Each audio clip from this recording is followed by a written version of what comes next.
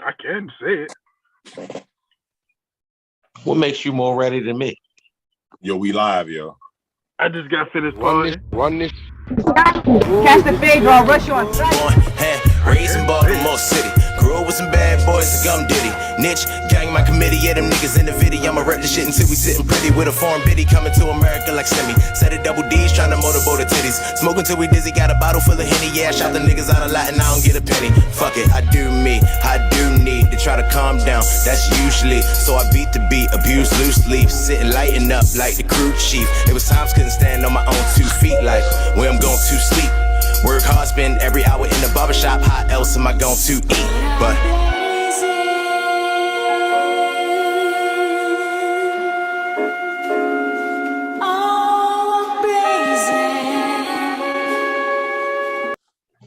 And we are live, gentlemen.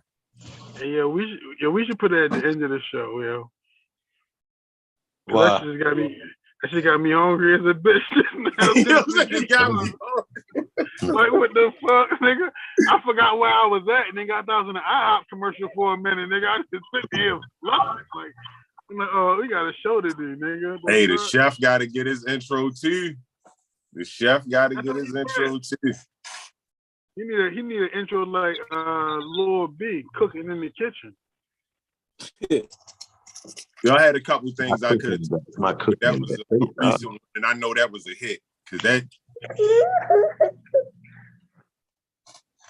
that was a wonderful idea by the chef. But this is the Fade City motherfucking podcast. Fade City returns.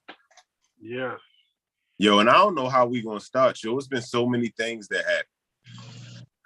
Hey yo, you can start by telling people who you are. Well, I happen to be audio by Austin. I ain't shit. Well, now that we got that clear, I'm Trey Holiday.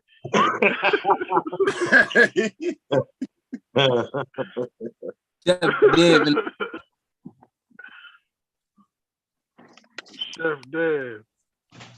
Now that everybody know who we are, you know what I mean? If the name tags didn't let y'all know and whatnot.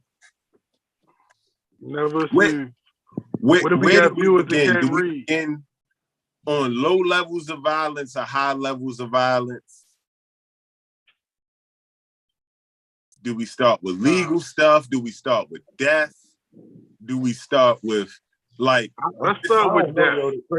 The craziest shit going on. Huh? Trey said, "Let's start with death." I would like to get death out the way. All right, well, let's start with death. God damn, that's dark when we put it that way. But you made it an option, bro. I know it was don't my misplace fault. that energy. Rest in peace to the good brother, Kevin Samuels. R.I.P. You know what I mean? He passed, and apparently the social media world felt as though that their opinion of him for his opinions while he was living was valid some point after his death for some reason. And I don't get why people do shit like that. Like, but social media was in an uproar. How did y'all see that going down this week? What was your experience with people's opinions on a nigga dying? That shit exposed a lot of these bitches. Yes. Exposed a lot of these bitches. That's what it did. You feel me? Because ain't nothing in the history of motherfuckers dying have you seen so much rejoicing for a motherfucker who ain't never put their hands on nobody, ain't never committed no crime, simply shared their opinion, that people brought themselves to his platform to give his opinion, and motherfucker was happy or saying that in some way his passing was some kind of karma. Like, yeah, y'all don't like that real shit, clearly. Yeah, that was crazy, yo. Like, hey, yo, that shit made me look at shit a whole lot different, yo. Like, damn, yo, this nigga is dead, and y'all celebrating the fact that he did because you fat and you can't get a rich nigga. Like, bitch, that shit crazy. The part that I never understood. Well, I mean, the part that I didn't get through the whole thing is they make it say, I'm sorry, bitch. they make it seem like yo created. Oh, all right. Well, look, that was a bad take on things, and I'm sorry for that. I guess that was a bad take on things. Okay. She'll get more and more unbelievable. Hey yo, but yeah, yo, they make it seem like Blaze, it ain't even that serious, yo. It ain't even that serious. Hey yo, they make it seem like he created the term out of your league. Like saying that somebody is out your league is like criminal now at this point. It's like, no, yo, that's been a saying since the beginning of people. Factual. Like since kings and queens, one of them had higher stature. Like, nah, yo, they marrying them for placement or whatever. That's always been a thing, yo. Like, so I don't understand where the uproar came from. It was stupid to me. Like, all right, yo, he calls you fat. You clearly believe everything he said. Or maybe you were just fat. Yeah. And then, then maybe because you fat with 2 kids over 30 with a job that only pays X amount a year, you need to understand that you need to be looking in your tax bracket. Yeah. It's wrong. It's real. Yeah. The motherfuckers wanted to know the real. Yeah. Hey, yo, I don't feel no way about what Joe said. Like his whole take on things. I ain't gonna say I agree with everything that he said because he takes the individualism out of the theory and whatnot. He does give a good base for you know what I mean, a broad range, like a generalization, but he takes the individualization out of like relationships, which is weird to me. But I don't think the show said nothing wrong enough for everybody to be like treating him like he Hitler. Hey yo, he say the same shit that's said in every barbershop in the history of hair being cut and it falling on the floor. Like everybody got their preference, and all us, like we're not rich people's preference. Yeah. I already dig that. I already know what it is. So why it's so offensive when he said to them? What it is because since the beginning of forever, Disney movies have been convincing little girls that some dude is gonna come sweep you off your feet, and he gonna be rich, and you happily ever after. No, that ain't the case. You 30 now, you kids, and don't nobody want to put no slipper on that fat ass fucking gout foot that you got. And now Disney will convince you that you are a young man waiting for a young man to come sweep you at your feet. Yeah. That's not cool. That's not cool. Yeah. Yo, so I don't. It just makes me think better. The new Harry Potter shit, the Dumbledore story shit. I mean, as far as that shit, how y'all feel about? I mean, what y'all feel about that? Only thing about I don't know anything about Harry Potter. Oh, all right. Well, that's probably more so my time. You feel me? But yo came out as gay for real. Yo in a relationship with one of the students. You talking about in the show, real life? On the show.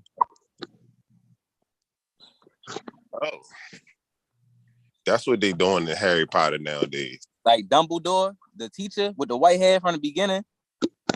I don't know nothing about that, dude. I don't know nothing about that, dude. Nope. You got me good. Nope. All the people that knew Harry Potter from our generation was like doing their homework and getting good grades and not playing sports, yo. It made me feel watch it as a child. Hey yo, I had book reports on that shit in the 9th grade, my nigga. On the Sorcerer's Stone. Hold on, stop. Your school told you to watch Harry Potter?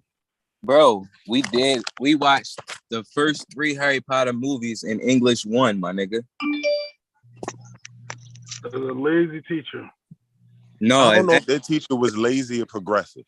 It's very progressive. He was overly progressive in the way that he taught and able to get students to engage in the activities that we needed to participate. Just like how niggas don't think laziness sometimes bring forth progression. hey, Niggas bro, find fucking simpler ways to get the message right? across. In English 4, right? My English 4 teacher taught us how to put similes and all of that shit together through lyrics, my nigga. She printed out lyrics to songs. Oh, so you're a rapper now. Oh, so you're a rapper now. I was just saying. Oh yeah, spit your bars, man. Yo, niggas gotta do that, yo. Niggas be doing the most, bro. Lou said you was gonna spit your bars on the show. Hey, yo, Lou was thought lying. You said you was gonna perform live. I could have sworn you wanted to perform those bars live because Trey said he didn't see the link. He was like, "You know what? I got you." No, niggas saying. So you're not gonna rap your bars? I'm not a rapper, bro. You clearly were. Hey, yo, that's what remember them. That's what all niggas that be rapping. That's not true. You remembered the words, and you said it confidently. Like, of course, I remember the words. So just say them. Oh. And now everybody knows how cheating feels when they just like rap on the spot. I mean, no, you only got one rap, it should be easy. I'm about to say Cheatham is a rapper. I can say if niggas told me to pull out my equipment and start cooking some shit and I was bluffing.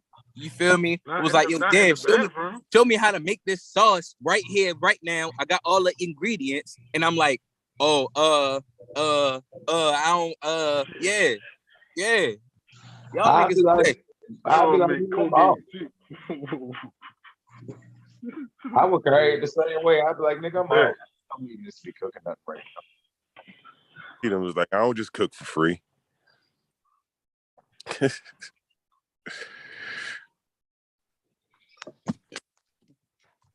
Yeah, no Harry Potter for me. But yeah, Harry Potter wilding. Y'all. I don't know how we got to Harry Potter from Kevin Samuels, but let's rock with it. I think Cheatham just froze and went off unless you remember having the meanest staring contest. Oh no, he back. You always having the mean staring contest in the bottom left-hand corner for so. Yeah. Kevin Samuels. Got the Harry Potter from Kevin Samuels.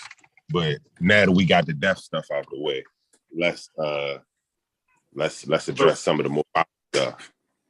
Hey, what's going on with this whack versus everybody thing for real? Because I just seen yo beefing with Jay Prince, and I was like, damn, it's getting this bad. Yeah. When you say get this bad, you mean damn, he about to die, like kill himself like this? Yo was going that show too for real. Yo was like wilding him up. Yo was calling him short. Was cracking on his bush. Hey yo, Jay Prince not a nigga bush I crack on, yo. It is a funny bush, but I wouldn't crack on it. Oh shit. I mean, he's telling the truth. Is funny bush. But I met Jay Prince personally. Wow. You met Jay Prince Bush personally? I think they were both there.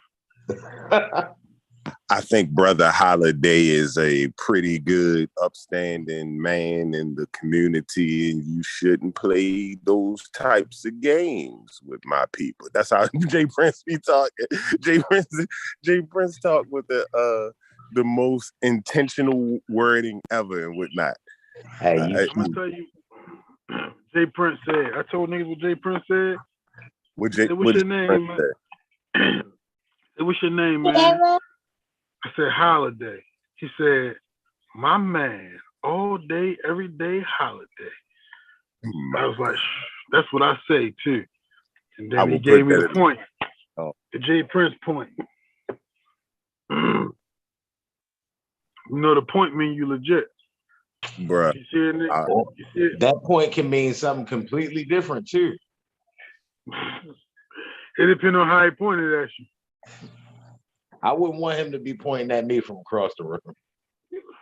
My man. That's like not like he pointing at whack. You feel me? Don't point at me like that. My man, all day, every day, holiday. There you go. Like there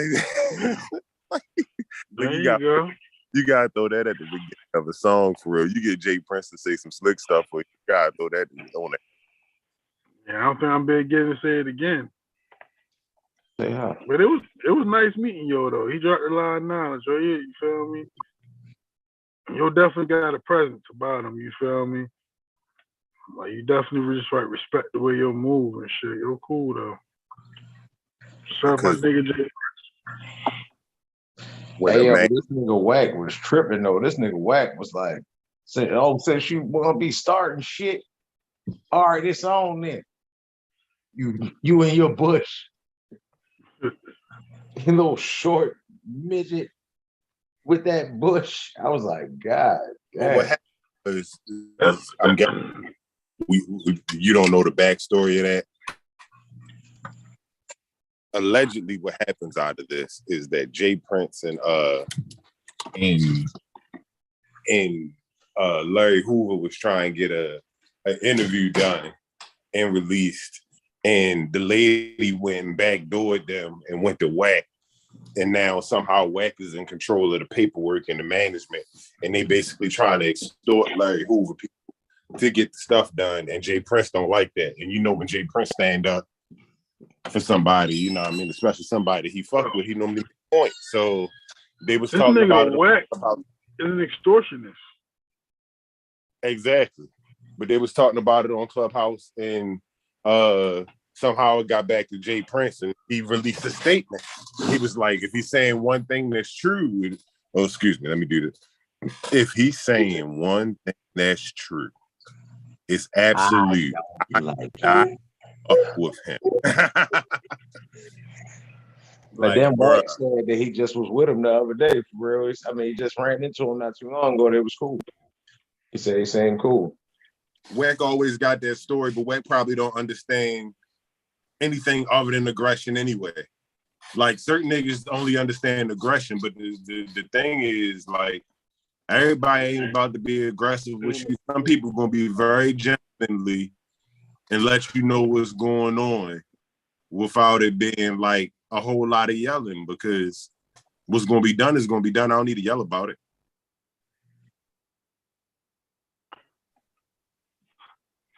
Like, I don't know, man. It's hard to be against everybody. You going to Big U, Jay Prince, Nipsey Legacy, Jay Electronica. He said something about Jay Electronica? Yeah. And was on that arguing with some Nation of Islam niggas, for real.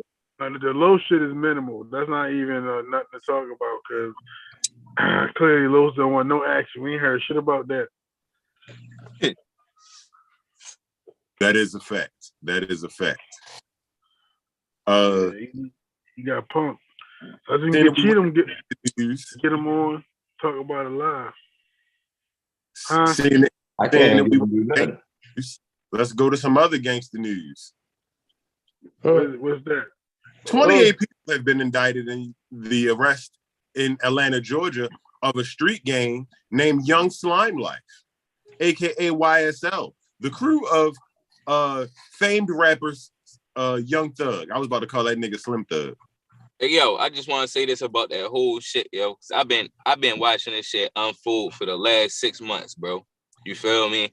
And if I can get this shit in my head together right, from what the shit that I've been putting together that niggas been saying on the internet, like all of this shit is allegedly, of course. But like, I'm hearing that the nigga that Lucci always talking about, the nigga Nut. Yo, don't you know how Lucci be like, long live Nut and all that shit? Never heard that? Yo, say that? I don't listen to YFN Lucci, sir. I believe this is one of those things that is strictly your topic on the podcast. Please enlighten us. All right, bet. So both of them niggas in different blood sets in Atlanta for real. And the nigga Nut had got killed a couple years ago.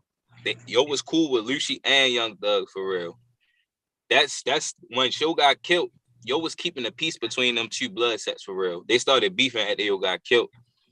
the last incident that really happened was Young Thug baby mother got killed outside of the bowling alley. Now everybody was saying that shit had to do with an argument that she got into with somebody in the shit, but nigga said it was more to the story when it came to that. She got shot as soon as she walked outside. A couple weeks after that, you feel me? The feds listening to a phone call and Young Thug telling niggas, giving niggas the okay to go ahead and put the hit out on Lucci because Lucci the one that sent the hit on his baby mother. You feel me? So all that shit on wiretaps, all that shit is on jail phone phone records and shit. Like them niggas is about to get smashed, bro. Like Young Thug, he only on 2 counts of the indictment. Like his name only listed on 2 counts. But like niggas don't understand the 2 counts that you're listed on is the whole indictment pretty much. Like if you only listed on the RICO shit, like the RICO is the whole indictment, my nigga. You ain't gotta be attached to every single thing that happened in the RICO case. You attached to the whole shit. You feel me? So it ain't no getting out of that bitch for real. Yo had his bail hearing. They denied your bail for real. You know, I don't see nothing positive coming out of that shit, bro. I mean, I've always kind of look. All right, so what I taken from this whole thing, which has been weird to me, is how certain groups of people end up in RICO cases and certain groups of people don't. Now, I'm not even talking about white versus black and nothing like that. I'm talking about like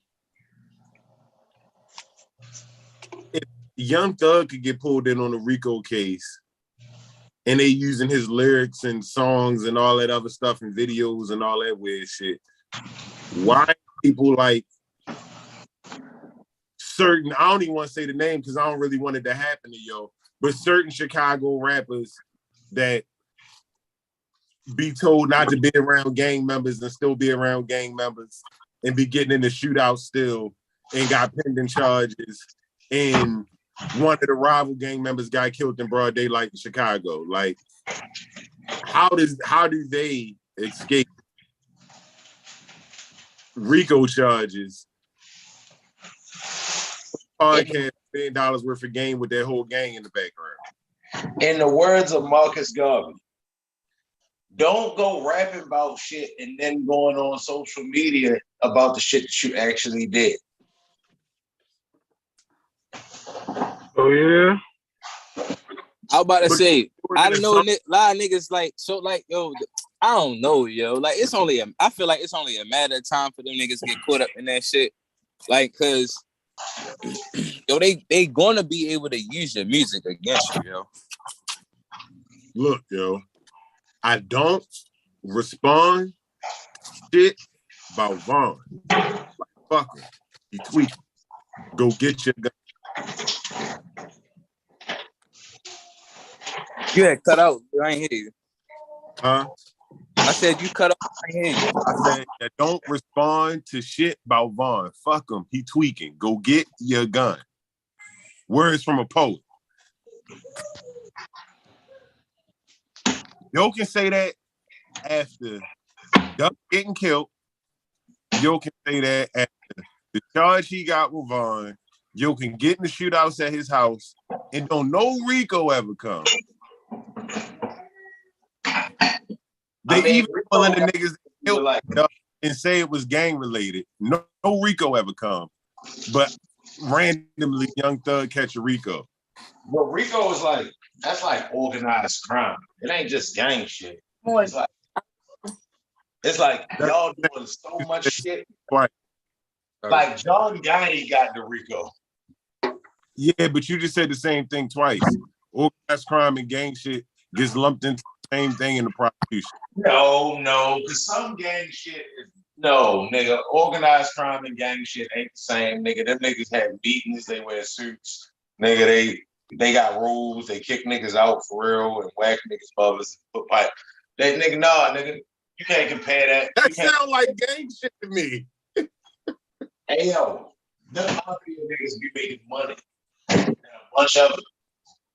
So yeah, like, but every time you see a RICO cheat him, you're not seeing most of the time when you see a RICO charge, you're not seeing motherfucking Mr. Bartolozzi and no crazy shit like that. You seeing Mr. Johnson, Mr. Jones, and Mr. Smith. That's not true.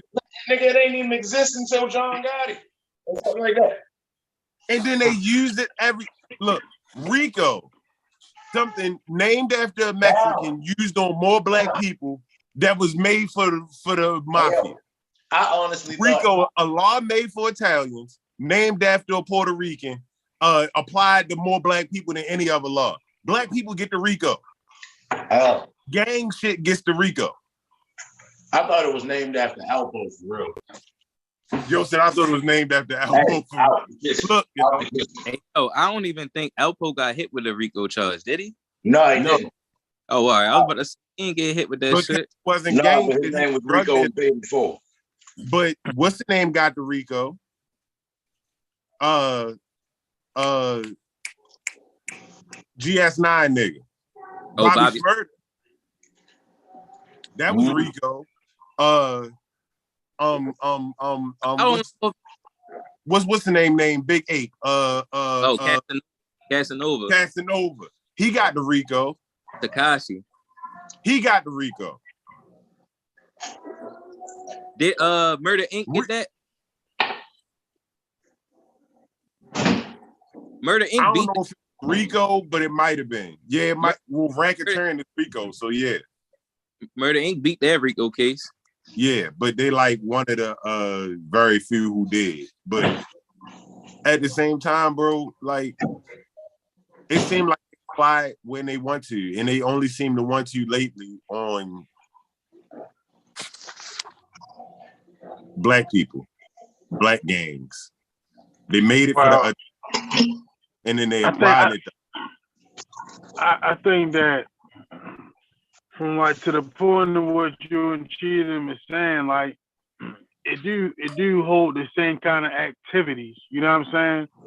But it's about the level in which it's on and how it's being done. When it's a Rico and it's a criminal organization, you feel me? Like the way they operating is completely different. They are operating, you feel me? Niggas not just out here like running nigga into niggas and having petty street beefs. Like niggas be really plotting and investing money into niggas getting out of here, you feel me? So that's why it should be different. And when you look at some shit like with Thug, you feel me? Like he's a popular person, you know what I'm saying? And this shit is making too much noise in a negative light for them not to address. You feel what I'm saying? So you just said nigga putting hits on Lucci inside the wall. His baby mama getting killed. Like, all right, you feel me? Shit getting carried away. It's drawing too much attention. Dad said he been filing up for 6 months. You know what I'm saying? So niggas, they're like, yo, it's out here what the fuck going on. So yeah, yo, you on that kind of level. They bring niggas in, and when niggas do be on that famous level, they might not be touching nothing. So they gotta use that Rico shit because it's really probably only gonna be phone calls and finances, not you actually being a participant in the action. You know what I'm saying? What niggas don't be realizing, yo, the only thing I don't like about I don't think we touch bases on it as for like enough. I don't really completely agree with the federal process of the indictment process. Like I don't agree with how the FBI will let a gang go 5 years participating in organized criminal activity before they touch them. Now I understand the theory of it as in we're gonna let them do what the fuck they doing until we got them. Yeah. We got them. But at the same time, y'all sitting here letting them continue to kill people, continue to do shit. You get what I'm saying? Like y'all already got this gang of 3 bodies, but y'all gonna watch them for a couple more years to see what else y'all can get out of them. Like that's just crazy as shit to me. Yeah. That's shit, yo. At any point in time, niggas can haul ass. You feel me? I ain't, you feel me, conveying or saying I want niggas to be in jail or I want bad for niggas. It just don't make sense, bro. Like if you like niggas was getting up, niggas be getting off for real, so they just get the evidence. They make sure they strapped on the evidence. That shit just crazy to me though, Cheatham, no, yo. When I be reading all of these indictments and shit, and they say from the years of 2015 to 2017, the FBI was watching this criminal organization and they accounted for 10 murders in these 4 or 5 years. It just be like, oh, why the fuck y'all let these people sit out there for that time if they was out there killing people? Like, y'all just pretty much told them it was okay. That's what I get from it. You feel me? Like, and that shit ain't cool. Yeah, but I mean, like, it might be like, they have bodies on them, but it's like they ain't had the actual proof. Motherfuckers might have came in and talked, you know what I'm saying? So you gotta continue to build all these things because you don't have solid, unless you hear a nigga like on the phone, like, yeah, yo, got rid of that nigga, then that should be a little bit different. But some of that shit that go on is part information they even got. They got that they built that case. This shit. And bro, and you right about niggas coming in saying shit because indictment shit. Breaking up, yo. Shit. Some niggas was sending text messages. You feel me? Sound like I just got done bashing them. Like I be like, hey, Cheatham, mute up, yo. Mute your joint, yo. Like, for a nigga to send a text message like, yeah, I just bashed the monkey. Like, my nigga, you are caught. Right. You feel me? Like, you are caught. You're going to jail, my nigga. Niggas be wild, bro. Yeah. The phones is dangerous, yo. They tell where you at. They tell your conversations you had. You can't get rid of that shit.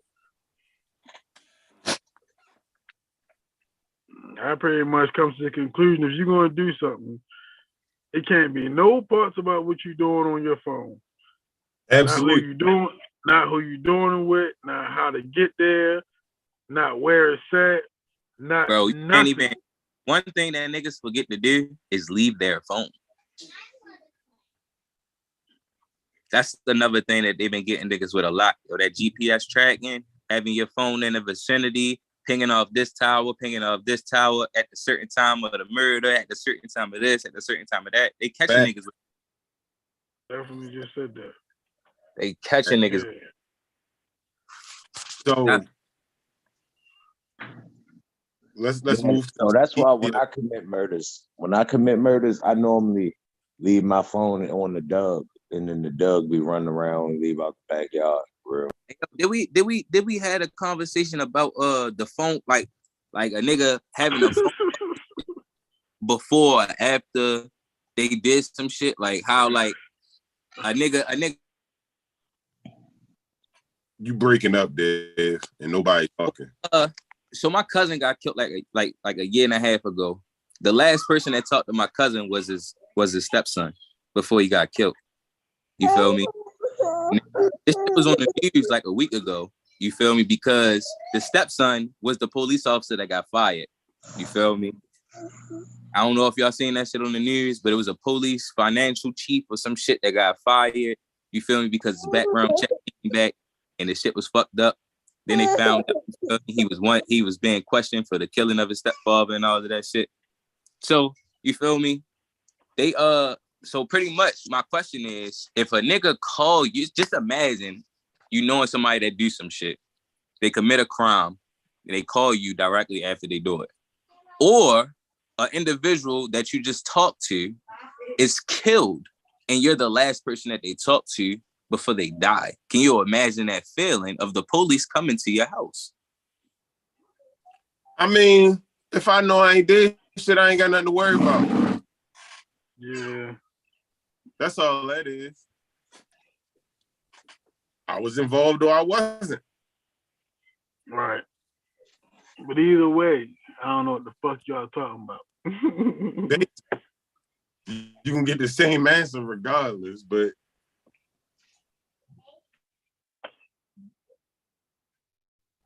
yeah. Don't know. But hopefully the police ain't never coming to me about no shit like that. Period. Niggas need to come to you about motherfucking how to stop homeless niggas from attacking Dave Chapelle. Right. Hey yo, I just know these niggas gotta stop rapping about that shit.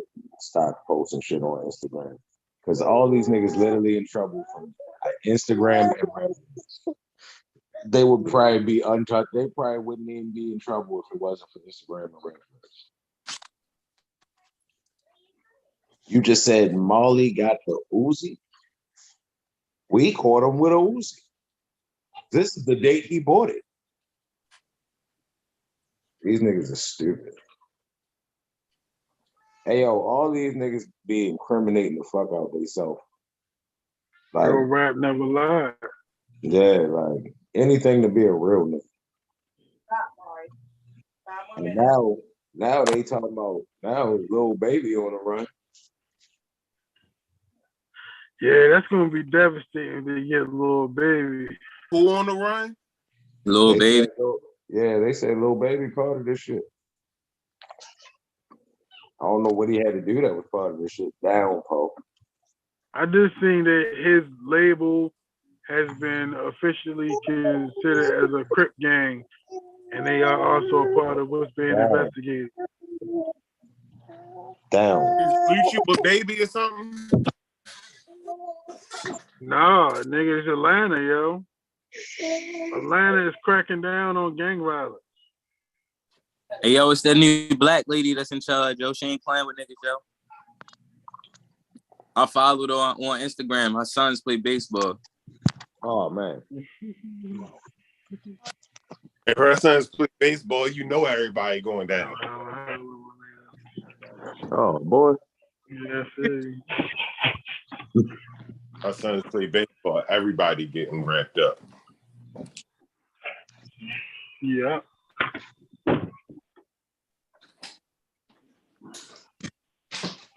Yeah, yo. These niggas gotta stop rapping. I've never seen a group of more stupid people in my life. They gotta stop rapping. They gotta stop killing people, Cheetah. Yeah, that part. That part. Hey, Lou, I like your idea better, yo. Yeah, Cheetah like they rapping. Like, can we stop killing people? Money, keep yo. rapping. Just stop killing. Enjoy the money, yo, and keep rapping. And stop killing. Keep rapping, stop killing. I don't know, yo. That sounds too much like right. That don't sound like something feasible. Nah. Just stop killing. Hey yo, Jay said it's hard not to kill niggas. It's like a full-time job not to kill niggas. You can work from home now. That's still a full-time job.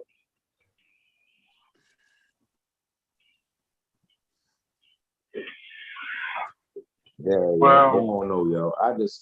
You would think these niggas would learn, yo. Like, niggas keep getting locked up for the same shit. That's at least what's it called? Pooh Shiesty ain't get caught up with that shit. At least he just sitting down. What he got, 5? His was even stupider. Yeah, his shit was wild, yo. He ain't got no Rico though. It's like, yo, you robbing niggas with money. So you just doing it just to say you're doing it. Yo, some niggas is really like, that's just their life, yo. Niggas really don't like change. They just probably feel more invincible because they got so much money. Yeah, that shit was phony. Hey, yo, don't always be. I said niggas don't always be having the right people in their corners, yo. All right, hold up though, Cheetah. Like, let's not just say he was robbing people because he wanted to say he was robbing people. Like, the situation became a robbery by criminal definition. Absolutely. But I don't think he was robbing them just because he felt like robbing. Yo was out there to complete a transaction. The other person was in some way, some sort of disrespectful, didn't want to come to fulfill their obligation. And then everything just got took. Like that time that someone we know had a little situation. I mean, rather after would have liked to be able to take the haircuts back after they beat the person up, but that would have been called robbery. Lou be telling, yo. See, that's what I'm saying. That's whack 100 type shit right there, Lou. Barbershop Rico. Try, see, yo, trying to have all us go down now, bro. That's crazy. They about to raid podcast. I'm just saying, don't be looking all with your nose turned up at the man because he happened to take everything during the transaction because somebody was acting crazy. That wasn't really like he just robbing people because he robbing people. That was just like, you know what I mean? Yo, don't play with me. And it happened to be like on tape in front of everybody. I want to say that some niggas be getting lucky, yo, that they do shit to fuck up before they end up in that Rico shit. Like, so Pooh Shiesty might have got lucky that he fucked up before his shit stretched out far enough to be Rico. Like, the nigga that's from here, the nigga that just got sentenced, the nigga YGG he got 15 years for real for some shit. If they'd have let you probably play a little bit longer, they'd have fucked around and been able to hit you with some shit for real. It's a couple Rico charges in Maryland right now. The YGG thing was a Rico though, wasn't it? I don't think it was. I don't think it was, bro. Puerto Rico. I don't think his shit was Rico. My nigga said Puerto Rico. But yeah, bro. Puerto Rico. And other violence, as I was trying to get to before Cheatham took to the previous what's his name? Because hey, yo, y'all want to know what else is funny to talk? No, I'm fucking with you. This nigga. This nigga stay taking me to the previous point. Yo, who's going to protect Dave Chapelle other than Busta Rhymes and Jamie Foxx? Everybody. Where's the police? Me, if he got some bread. Where's the police? What you mean, yo? Where's the yo? You gonna tell me a homeless person got to sit there with a fake gun, with a real bayonet, all that time to attack Dave Chapelle? I don't think yo was homeless. They saying yo was homeless. I can't verify address for the nigga, so I'm gonna say he was homeless too. That nigga is homeless and handicapped. He is a fucking Vietnam veteran for real. Like, he is all the way fucked up. Oh, he a veteran now. Yeah. Yo, arms not supposed to arm that way. Yeah, I know. That's why I said that nigga Vietnam vet. Hey, yo, the fact that nigga wasn't crying in that picture is amazing. We couldn't feel, bro. He was all jacked up off melody. Yeah, that nigga was probably, you know what I mean? There was probably some other pain that was taking his mind off that pain. Word. His major pain would say. Nigga said, let me see your finger. Like, yo. That shit was crazy, yo. They did not play no games with that man. Yeah. Hey, yo. They beat you up, yo. You think this Will Smith fault? No. I'm not with blaming Will Smith for other people's actions. You cannot tell me that would have happened regardless if Chris Rock didn't go, if the shit with Will and Chris Rock didn't happen. Yo. A nigga rushed the stage on DC Young Fly last year. Yeah. That was before Chris Rock and Will Smith. Hey, yo, that niggas been rushing the stage on comedians forever. Hey, my nigga, that wasn't on the Oscars, yo. He's been rushing the stage on comedians for forever, hey, yo. He started a trend on the larger scale and it's trickling down. Get all right, well, them ass whoopings gonna trickle down too, because everybody ain't Will Smith. Yo, I ain't even gonna lie. I mean, everybody ain't Dave Chappelle. Everybody not jumping on stage to defend Bill Burr. I mean, certain comedians would have defended themselves. Niggas ain't gonna rush the stage on Corey Holcomb.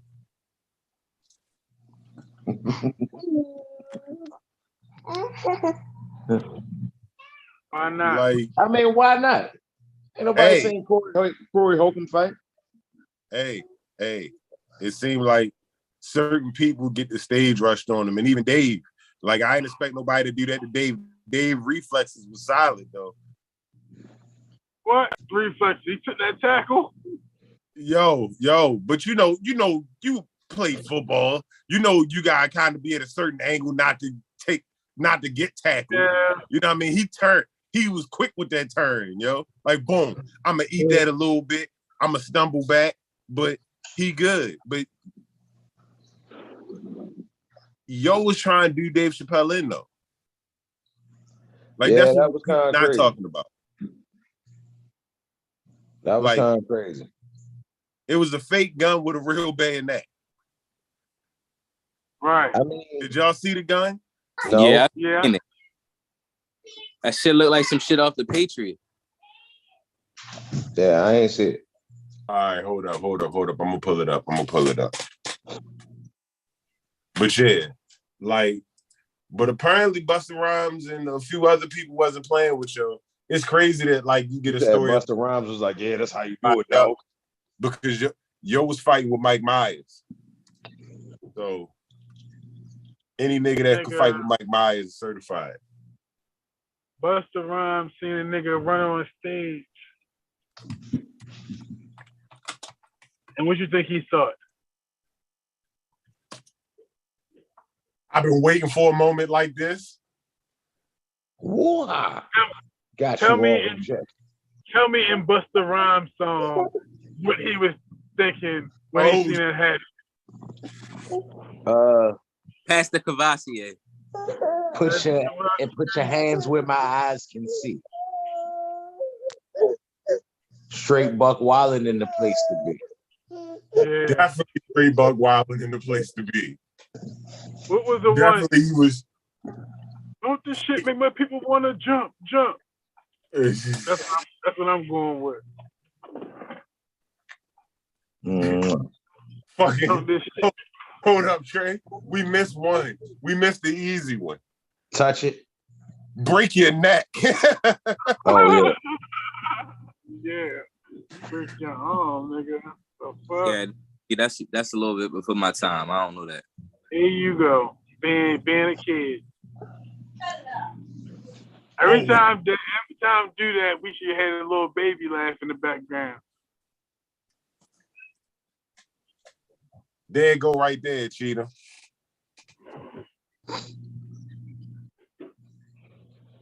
That was his weapon of choice. Yo was trying to take Dave Chapelle out, bro. Fake gun with a real bayonet. I told you a little bit from the Patriot, yo. But real talk though, that's a terrible weapon, yo. No, the fuck is not, Trey. Hey, if you try to stab me with that shit is gonna break. And if it doesn't break, I deserve my death. Like, yo, because it's on a handgun, yo. So the way you got naturally hold that is not like a natural stabbing motion either. You feel me? So it's like, if you catch a nigga trying to fucking really get you the right way, you can definitely like protect yourself from that situation, yo. If a nigga just catch you off guard, it's nothing. But that weapon really isn't built like good for. That bitch looked like it was bending with nobody touching it. Yeah. I don't got no faith in his blacksmithing skills, bro. That nigga like the type of nigga try to hold the blade when he stabbed me, old dumbass. Eminem did that. See? Eminem said, I grabbed a knife by the blade and stabbed you with the handle. See? If anything, he should have charged yo with the joint and tried to hit yo, like just go straight at yo one good time. But what nigga, you wanted to charge him like it was like it was the war of the 1760s and shit? Like you I'm saying, if you tackle a nigga first, that means you had to have had that shit kind of tucked somewhere. So you gotta pull that shit out and then hold it in a way that you can really use it. That shit dumb as a bitch. Yeah. He better off having a fucking BB gun and fucking pistol whipping yo. Yeah. That sounds weak too. Yeah. Yeah, like I don't I had understand how it happened. That was heavy on the back end. What y'all think about Chris Rock commenting on it as it happened?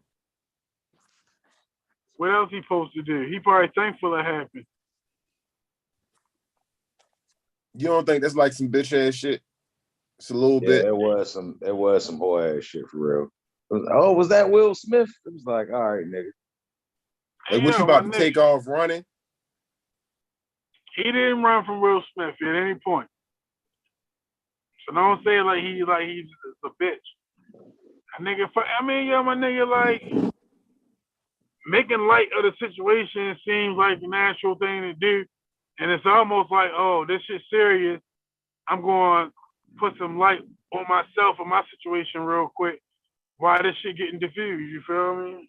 I ain't mad at it. That's my thought process on it. Yeah, it was kind of like a Will Smith. The nigga should have did. He already a corny nigga. You feel me? So how do you joke about a nigga slapping you across the face? Tell me. Who gonna have? I don't know. Like as a comedian, I find a way to work that out though. As a comedian, it's my job to find the funny in that shit. Like that's what he was trying to do. Who gonna have better jokes about that situation? Dave Chapelle or Chris Rock about Chris Rock getting slapped? Dave Chapelle.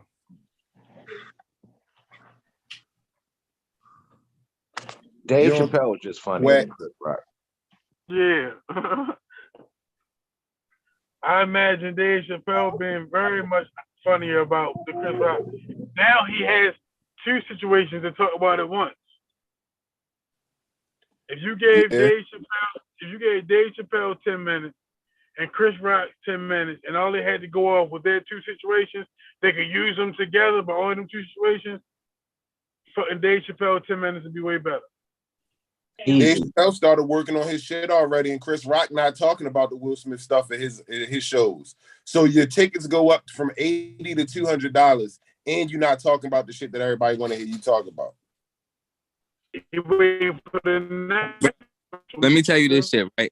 I tried to buy Dave Chappelle tickets last week because he doing a show at Maryland Live in like a month, and the tickets went on sale a couple weeks ago.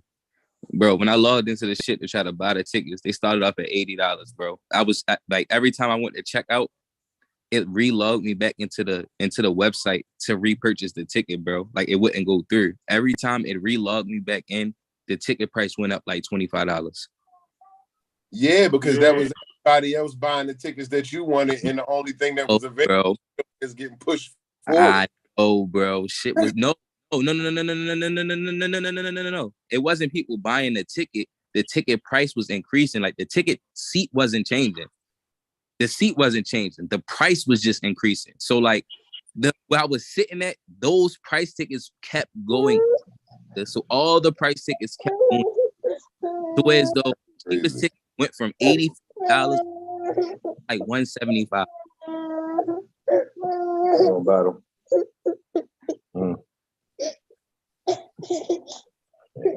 And then, like, I don't know, at least you know he gonna talk about the situation, though. He not gonna get up there and have an elephant in the room and not address it. Chris Rock been apparently disappointing everybody with his high-ass ticket prices. What the fuck you gonna say, my nigga?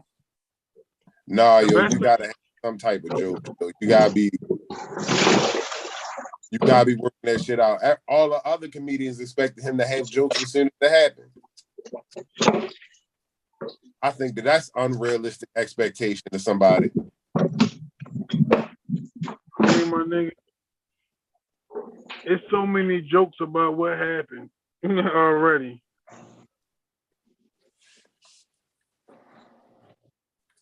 That means shit. I don't know. You got inspiration. I think it makes sense to save that shit for Netflix. In other violence news, a lot of violence. Some pretty good fights over the weekend. Yeah. I beg to differ. I only seen a select few. Speak your mind, brother. I was disappointed in them, yo. I just want to say this first thing, yo. I was not expecting to see that white man with a black kid. I just want to throw that out there. I ain't racist or nothing, yo. That just was so weird. Damn, yo, y'all gotta remember that we talk inside group chats, yo. Y'all niggas need to introduce y'all topics to the audience. Like the white man with a black kid is something that we need you to explain. Go ahead with your. Hey, yo, my bad, yo. But I forgot the fighter's name. But the fighter who won that fight, you feel me? He celebrated by jumping in the corner and kissing his black child, and I was confused by it. You feel me? It just threw me off completely. Ooh.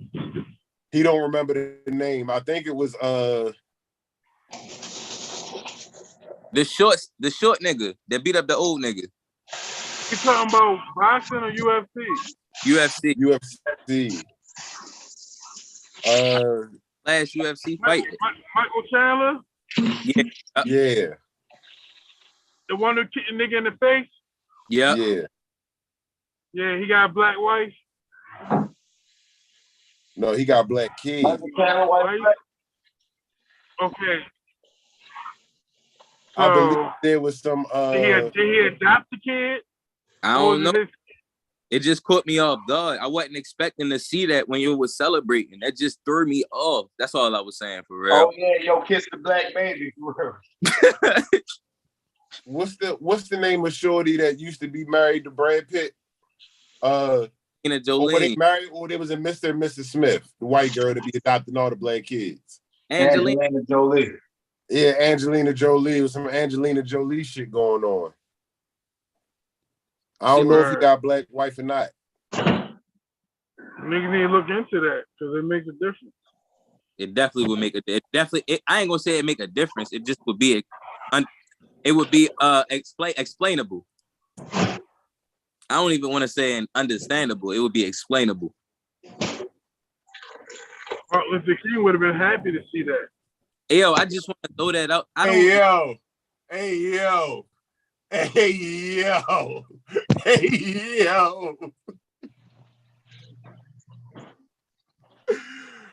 Oh, I gotta show y'all a picture. Oh my God. No, yo. Hey, Dad. I got all the answers to y'all questions right here. Oh, all right. Hey, yo, stop, yeah. Oh, man, that is kind of weird, huh? Oh. Man. They really just got a Hey, yo, wasn't it a little girl, too? They got a black kid. That's crazy. Hey, yo, why, yo? I don't like that, bro. What you don't like about it, yo?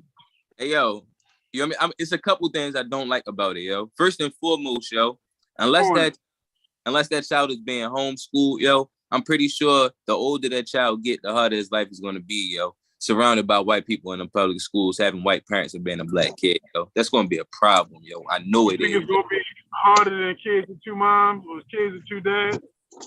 Yes. Okay.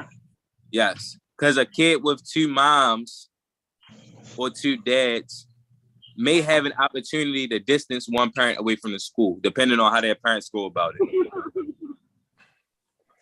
I don't know, yo. Once niggas find out you got two fathers, yo, it's kind of rap. Yeah, yo. Get up.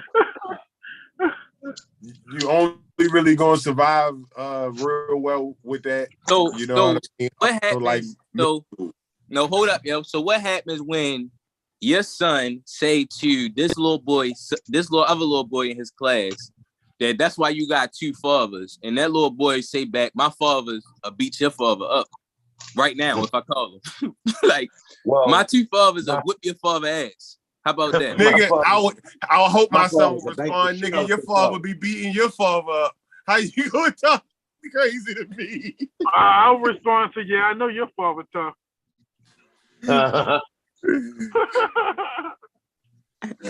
Your father be beating your father up. What you talking about? Your father beat my father up and your father be beating your father up. Shut up, nigga. Your father be really beating your father up though at nighttime, nigga. That's gay. Hey yo. Yo. Hey yo. You heard me. I said homo.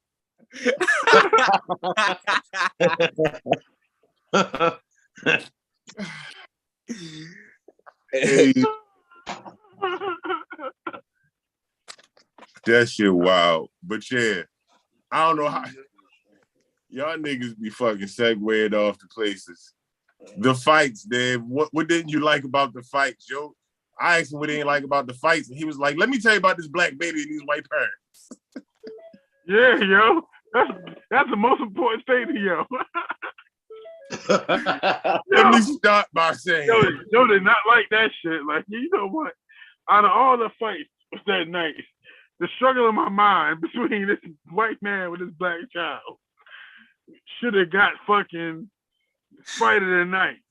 Hey, yo, if you look at the group message that night, yo, that was the first thing that was the first thing you said, Joe. Yeah, yo. I said, yo. I be working and shit. I couldn't even really pay attention to that shit like that. Hey, yo, I said, yo, did he just kiss a black baby? Like, that's the first shit I said, yo. That shit fucked me up, yo. But no, yo, I can't even remember. Like, yo, see, that's the thing. I don't remember what fight, yo, but it was a boxing match. No, it wasn't a boxing match. The nigga, the black dude that won. What's his name? Oh, in UFC. Damn, who fought said? It was a nigga named was Rui or some shit like that. Shogun Rua. I don't know if he black or not, but continue. He's not black. He Brazilian. Oh well, he dark skinned. That fight was a little lazy, bro. Like I felt like Shogun not dark skinned. Shogun like white. Shogun Brazilian, but he looked like a Jewish nigga. Yeah, I don't know who you was talking about on the black late fighter thing. My bad, yo. All right, so my bad, because the Rua nigga lost. St. Pruitt. Yeah, over in St. Preux. Yeah, St. Preux. Yo, that fight was lazy as shit, bro. Yeah, over in St. Both of them niggas old for real. And over in St. Real, but he kind of fell off. After he lost to John Jones, he ain't really been good no more since then. I turned it off on the female fight, so I ain't even see that.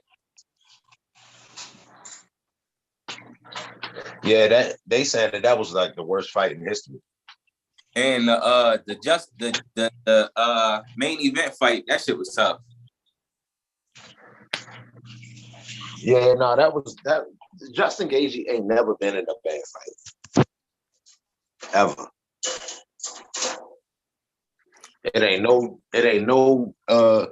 It's not a 30 seconds of bad Justin Gaethje watch time on YouTube. And just to double back on Michael Chandler for real, y'all think he going fight Conor McGregor? You think he gonna come back and fight you? No, because Conor ain't got no reason to fight him. He don't got no reason to fight Conor. He called him out. He got a reason to fight Conor because the bag. Yeah, Conor ain't got no reason to fight him. Talking about on the fighting tip though. Like it's not going to move you up. Beating Conor no win 5 years McGregor. Hey yo, he trying to fight Conor because red panty night. Because what? Red panty night. You don't remember the red panty night thing? McGregor interviews where he was like, baby, we did it. Tell your wife. He was like, you probably called home once you got the fight. It was like, baby, we did it. We got it. We're gonna be rich. Wear the red panties tonight. Oh man, no, Conor McGregor was talking about Aldo. He was pretty much saying like, I get y'all all the good paydays. Like when you get a Conor McGregor fight, you go to your wife and tell her we did it. Wear the white panties. wear the red pants. So Which now I don't know if it's he was kind at of the a level. thing. Like if you got a Conor McGregor fight, it's red panty night.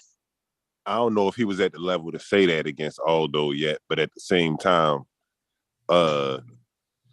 he was definitely prophetic. Because every night after that Aldo fight has been red panty night for whoever's been fighting him. I don't know, yo. Like he must have been whatever he said it. He was getting money according to him. Yeah, yeah. You know what I'm saying? Whenever he said it for real, because that shit definitely a thing now. Well, I'll tell you what, red panty night is better than blue panty night. I wouldn't know. Yeah, niggas is not getting no RICO charges on here. Yeah. Niggas is crazy. this nigga is crazy. I don't know nothing about nothing. My favorite color is yellow. Hey man, I've always been kind of you know what I mean, leaning towards the no panty night side. I like no panty night better than any of them panty nights for real. Yeah, but that's the only reason that's the only reason Michael Chandler keep calling you out. Because this is gonna be his biggest payday. But other than that, he ain't got no reason to fight Conor. Conor ain't got no reason to fight him. He got 2 losses already. Hey, no, he ain't got 2 losses. He lost to Justin Gaethje. What's the weight difference between Meg and Tory Lanez? Because maybe they should get the gloves. Say that again. I said, what's the weight difference between Meg and Tory Lanez? Maybe they should get the gloves. So we just talk about all types of violence today. That they can't make it happen. You said what? I said they about in the same weight class. They can make it happen. I thought so. Cause I ain't appreciating this shit about the doctor saying that he treated Meg for some glass cuts on her foot. It wasn't no gunshot wound. Yeah. Yeah. So hey yo, bitches better tear her ass up, yo. They better. Hey yo, all these bitches that's worried about Kevin Samuels dead, they need to be wilding out Meg Thee Stallion. All these bitches. Huh? All these bitches. Like, fuck is y'all worried about Kevin Samuels for, and one of y'all on this line like this on he this said one of y'all on like they white. hey yo, because yo, this shit is like the female version of Jesse Smollett. Yogi is the Dave Chapelle name. You'll call it those. Yeah. That's why they back on stage. We want to get his Meg conversation a little more time, or we want to take the Jesse Smollett segue and shit. I don't see the difference. Well, the only thing I know is Meg Thee Stallion keep getting caught up. I ain't like the fact that Kendrick had Jesse Smollett face in his video. There we go. We took the Jesse Smollett segue. Why not? Because what the fuck was he? I mean, he wasn't no press or no shit like that. Who he standing up for? What he represent? Yo lied about getting attacked. Because he gay. But I don't think he was doing that to stand up for represent at the time. Let me pull up and make sure. Right. What I'm saying is, when you look at the rest of the people put on there, you feel me? I feel like they had some kind of legitimate like struggle or some legitimate stance. You feel me? What if that was Kendrick's way of coming out?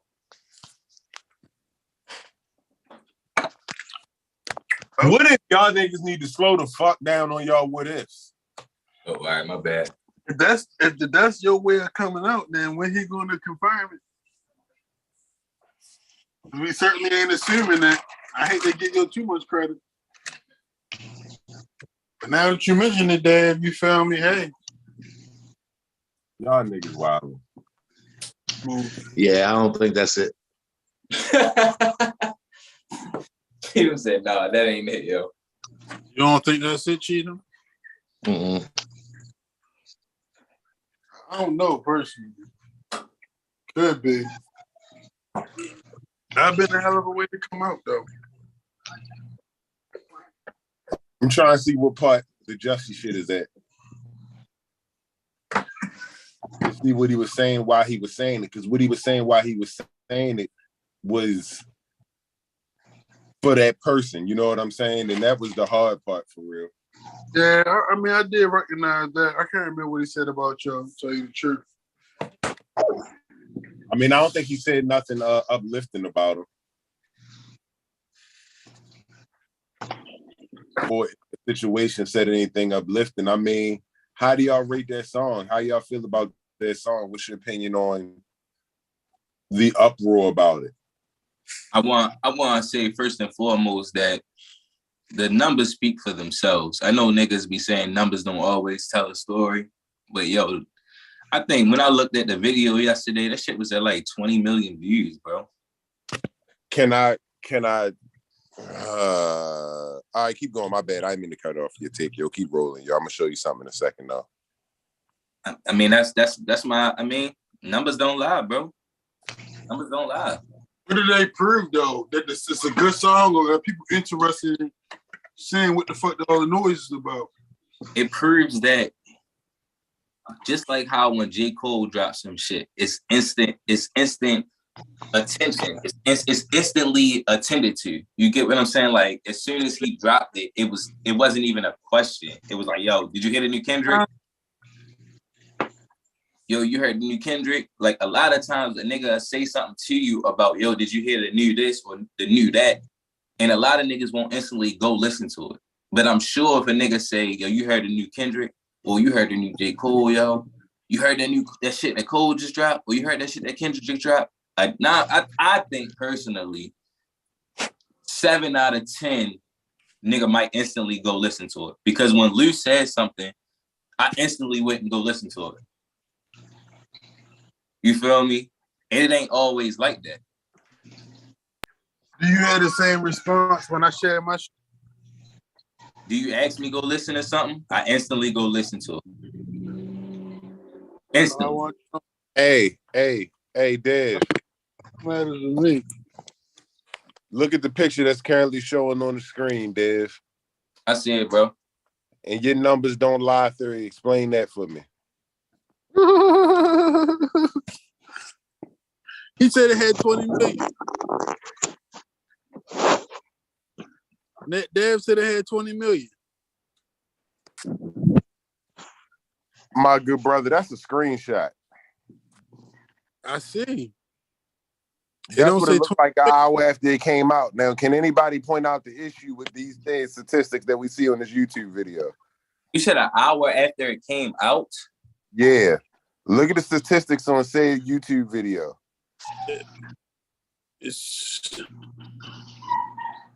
What's weird about that? It's 5. I don't know. 5,000 views and how many likes? 5.1K views. Yeah. And 43,000 likes. That too. That's so 243,000 likes. Right, I see it. So what niggas like watching it? Or niggas is falsely amplifying their YouTube numbers like everybody else does. But let's not, you know what I mean? Let's not just say numbers don't lie. Let's talk about the art of things rather than trying to use statistics, because there are ways to falsely amplify all of these statistics as long as you got a little bit of bread. And he got a little bit of bread. A little bit? I don't know, yo, because I don't know. Well, you don't know, so I'm gonna tell you. You go pay for a bunch of YouTube likes so that you get in the trending portion of shit, and then the views come because you're in the trending portion of shit.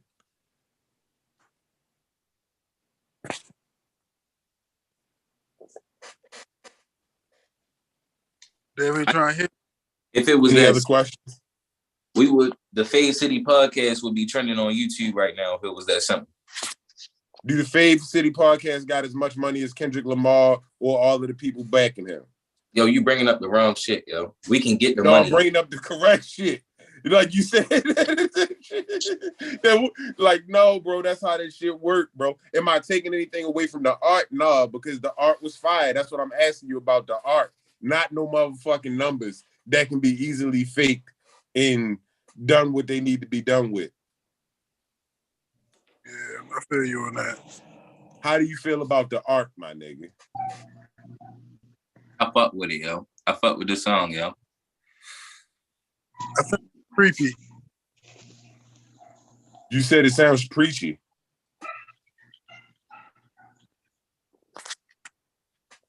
Trey, you said it sounds preachy? I think the video is creepy. Oh yeah, the deep fake shit is dope, bro. Creepy. Yeah, it's just creepy. It's creepy, but like, yeah, I mean, I knew that was gonna come eventually for real. I'm surprised niggas ain't did the Animoji video yet. Now niggas ain't never gonna know when we seeing if something real or not. Unless you go outside. You might as well bring Tupac back. I mean, you got Shine's voice in deepfake, so yeah, let's get it. I'm sorry, that was Biggie. That was Biggie. Bring Biggie back. You gonna bring back Shine voice for Tupac? I was thinking about Biggie. Like who sounded like Pac? Nobody really sounded like Pac. They probably can get his voice. Hey yo, niggas gonna kill me for this, but the nigga that sounded like Pac the most was Lil Zane.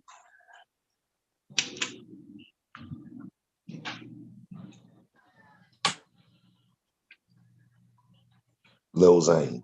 I buy it. Hey, yo, I ain't hear enough Lil Zane, yo. Y'all older than me. Remember that. Hey, yo. I think that's the most blasphemous thing I've ever heard. If you want it, we can do it in the back 500 with the top down.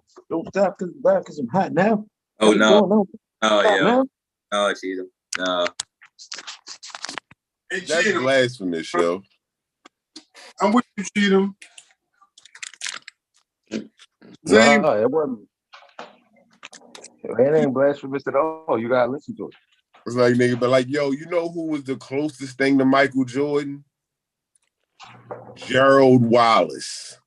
Yo, you gotta listen to Lil Zane. Yo, Lil Zane was, I'm not saying he accomplished it, but when he would write his verses, it would be, hey, yo, I wonder what Pac would say on this. Hey, Cheatham, I want you to know that you were the first person to ever utter those words. No, I don't. You gotta listen to Lil Zane. You were the first person to ever utter. You have gotta listen to Lil Zane ever. Hey, yo, Cheatham. Yeah, I might be. You might be the first, yo.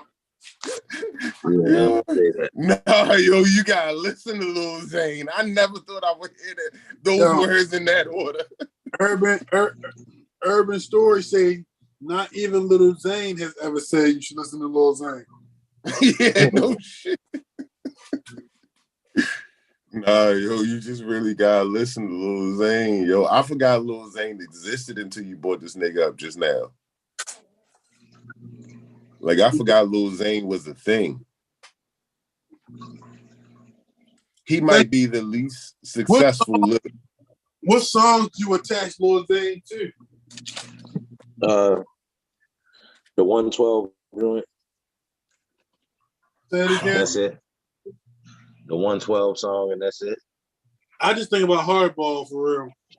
I don't remember no Lil Zane songs. Not one. When one goes saying to you, you can't feel him do a brain to you. Pump hard to stand been a man to you. You know the ice with the green to you. That's him. Bars. That is him. Yo, he had a song in next Friday, yo. It was called Money Stretch. It was hard. Yo, looking at his songs and shit that he dropped for real now. For real. I'm looking at it on Apple Music. All right, I know who I'm gonna call. If it's ever a gun to my head, nigga, like, name a Lil Zane song, I'm gonna blow your fucking head off, nigga. Like, can I get a lifeline? Can I phone a friend? Cause y'all the only niggas I know. Yo started rapping Lil Zane bars. Did Nelly kill Lil Zane? No. I'm gonna say no, because Nelly wasn't nothing like Lil Zane. Lil Zane was completely different. They kind of favor each other now that I'm sitting here thinking about it for real. They were different rappers, different type rappers. Lil Zane should have fucking took the Nelly route. What, he should have had a nigga in his group that don't rap at all? First of all, he just needed to be nice or original, not nice. Hey, yo, but you on the episode that day where we was reading the Nelly verses in Jada Kid's voice? Oh, we did it on the podcast one day. Nigga, I put you on to that, nigga. Oh yeah, well yeah, you was right because that made Nelly nice, yo. Yeah, he was nice-ish. I don't know.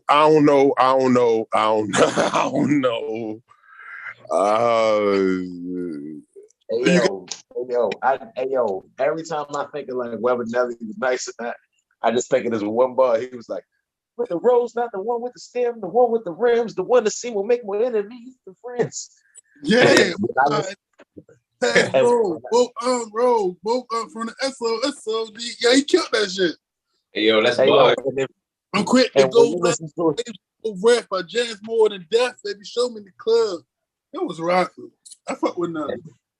And then if you said it, like if you put it in your Jada Kiss voice in your mind, like with the rose, not the one with the stem, the one with the rims, the one that seem will make more enemies than friends. It's like, oh shit, that shit kind of was hard, wasn't it? Yeah, it was. It's a whole new world, yo. Yeah, yo. Yeah. I'm gonna say Nelly was all right. Nelly was better than Zane. Yeah.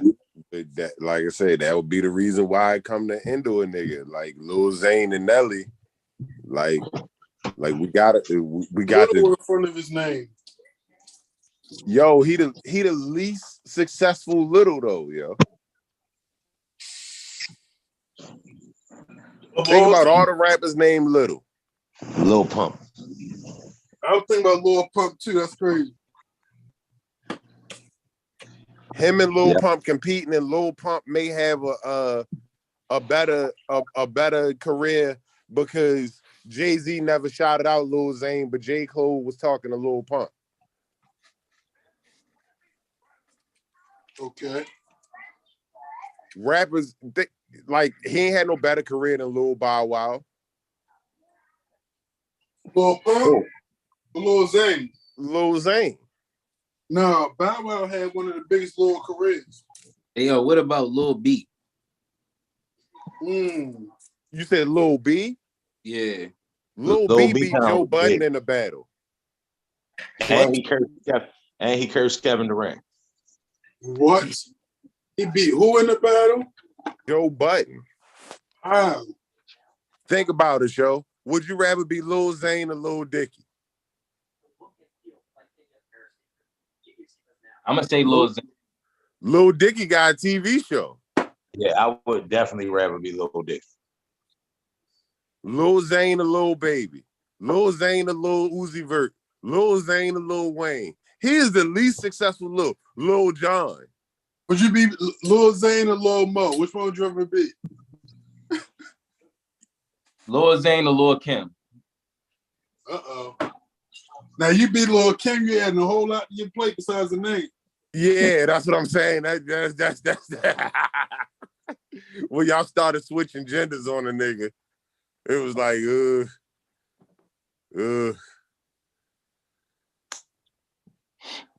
rather be Lil Zane than bleed once a month. Go with that one. I'm going down. I don't know, yo. You could be. I don't know. I don't know. Lil Pump, Lil Ronnie Maffa, Lil Boosie, Lil Baby, Lil Xan, Lil Yachty, Lil Flip, Lil Durk, Lil Uzi Vert, Lil Scrappy. Lil Scrappy and Lil Xan probably in the same joint. Lil Bow Wow. Lil Scrappy done been on TV and had multiple viral moments. Hey yo, would you rather be Lil man, what the fuck was his name? Lil Xan or Lil Fizz from B2K? Lil Fizz. Lil Fizz still go on tour, nigga. Nah, nigga, ain't that the one that got raped? No, that's that Brad's B. That was one of the oven niggas. Oh. Lil Fizz is the one that was fucking Omarion baby mother. Oh yeah, I still don't want to be Fizz. Rather than Lil Xan, what has Lil Xan done? Would you ever be Lil Xan or Lil Saint? They got Lil Saint the fuck out of here. God damn. But they was doing it for Lil Saint too, though. Yeah, you got they be doing it for Lil Saint. Nobody's done it for Lil Xan. Right. Nobody's done anything for Lil Xan. Would you rather be Lil Xan or Lil Nas X? Whoa, Lil Xan. Yeah, gotta go Xan on that one. Gotta go Xan on You got us, Cheatham. You got us. You got us. Because I'm definitely going with Lil Xan. Shit, you'll probably rather be Lil Xan than Lil C's too. Oh shit. Apparently Lil Xan is Latrell Sprewell because he rejected a deal from Puff Daddy. Well, he probably already knew it wasn't worth it. I might as well just be broke by myself. I might as well just go die on my own for real. You gonna kill me. Right. I don't know, bro. Like, that seemed like some Latrell Sprewell shit for real. Like, your career wasn't going nowhere else, so you might as well took that deal with Diddy. Like, you might as well took that deal with the Timberwolves, nigga. Talking about your little 20 million can't feed my family face ass nigga. How big is his family? I don't know. Latrell Sprewell family gotta be big as a bitch, yo. Right. Even the 20 million can't feed my whole family. They feed niggas I really care about. Yo, 20 million. And he was saying this back then, where like 20 million was a significant portion of the salary cap. Right. And he was just like, yeah. Can't feed my family off that, nigga. I don't know. Can't feed the family off unemployment either. How y'all feel about these NBA playoffs? Man, the last thing I seen that the Celtics was up. I hope they win tonight. No, I don't want the Celtics to win. I want the Celtics to win. I'm disappointed in Philly. As long as Giannis keep winning, it make me seem like a goddamn psychic. Have y'all started watching Winning Time yet? HE them. What? I just want just if Giannis lose, that don't make you wrong, yo. I just want there you go. There you go. Like, there you go. Tell them again. Yeah, because what you said about Joe is definitely still true, even if you'll lose, yo. He really don't have no help right now, yo. Like, nigga Holiday shooting like 20% from the three. Chris Middleton. Nigga Drew. No, I'm just gonna call him Holiday right now. Oh, my bad, yo. I'm gonna call him J-Ru.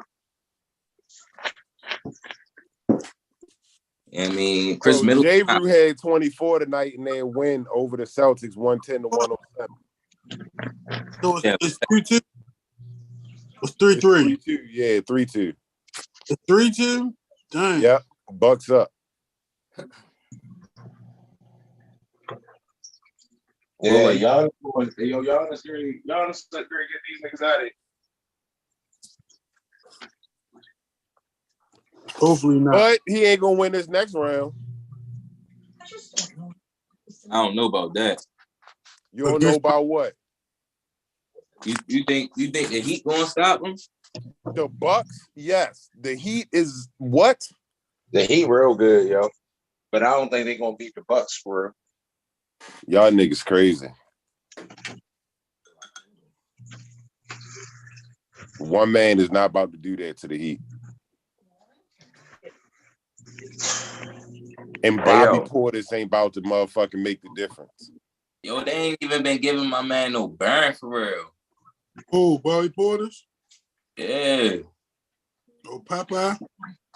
Why ain't they giving Bobby Portis no burn, yo? I don't know, bro. I'm about to check and see what his numbers look like tonight for real. So you mean Bobby Portis? Portis? Why they ain't giving Bobby Portis no burn? My man played tonight, bro. 28 minutes, 14 points, 15 rebounds. Stop playing with my man. Okay. That did sound slick. 15 boards? 14, 15. Stop playing with my man. In 28 minutes.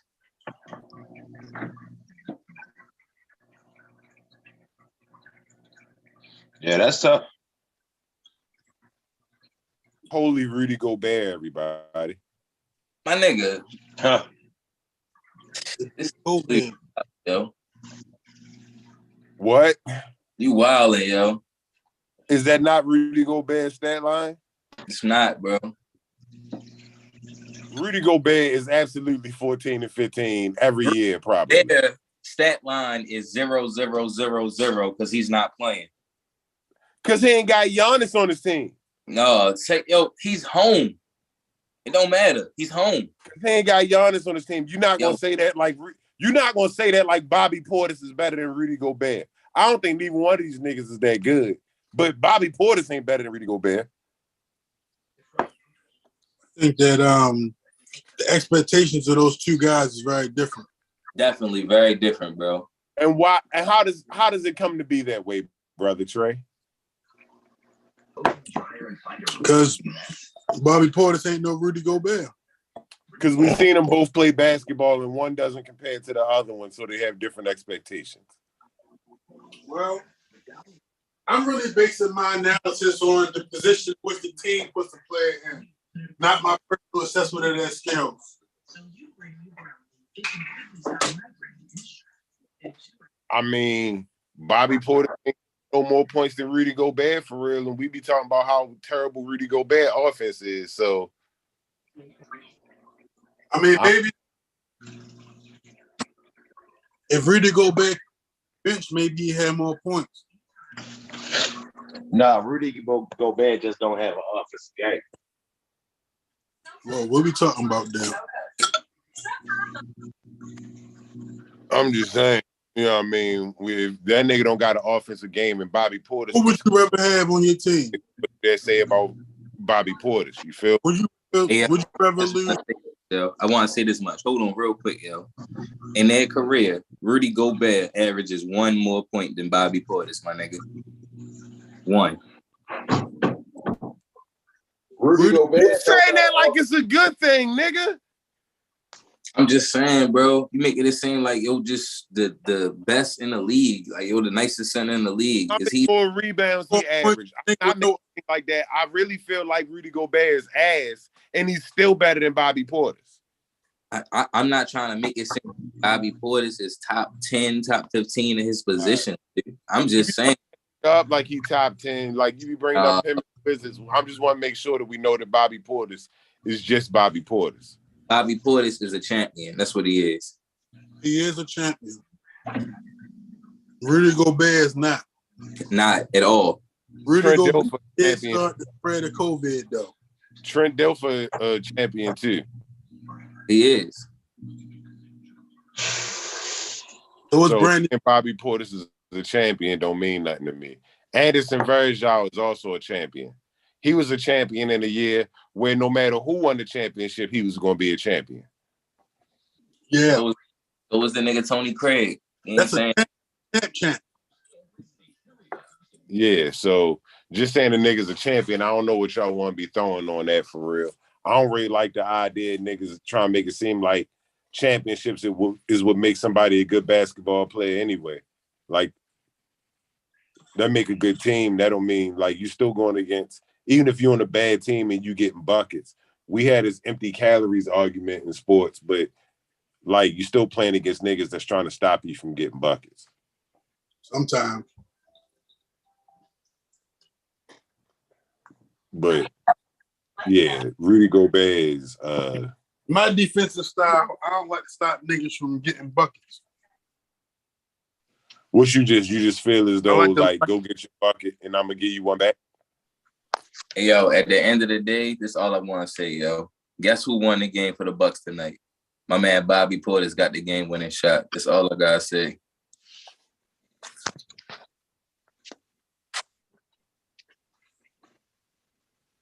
Hey, yo, Bobby Portis would be the best player in the defense. You feel about Portis more than me? You said what? You feel about Bobby Portis more than me? Not at all, bro. Why would you say that, yo? Because you cut me off to say that shit. No,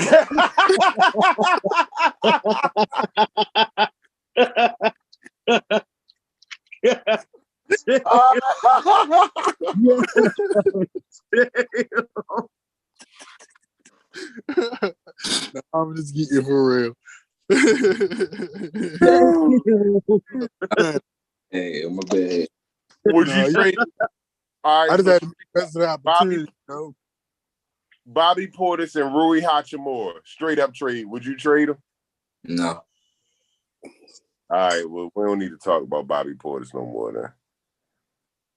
Yo, y'all niggas just... You feel like Hachimura ceiling higher? Yeah. Where I ain't really seen too much from him yet. That's because y'all don't... That's all. Y'all don't watch us play. That's all. She don't watch it. No. But what we say, Dad, we going to some games next season so we can go see some other niggas.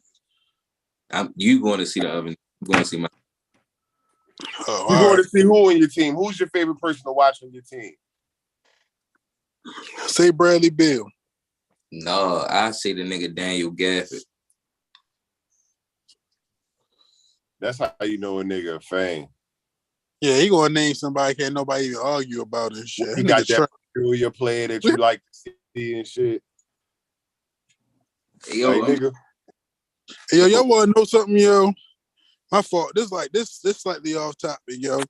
But you like people in your life ever like say something to you and you just like want to really make it happen for them and shit? Yeah. What you mean? Yo, want to be successful? Is that what you get into? Yo, that's petty, yo. Nah, exactly. What I'm into is the other day I was chilling with my uncle. And he was like, we watching playoff basketball. He's like, man, you know what I want to do one day?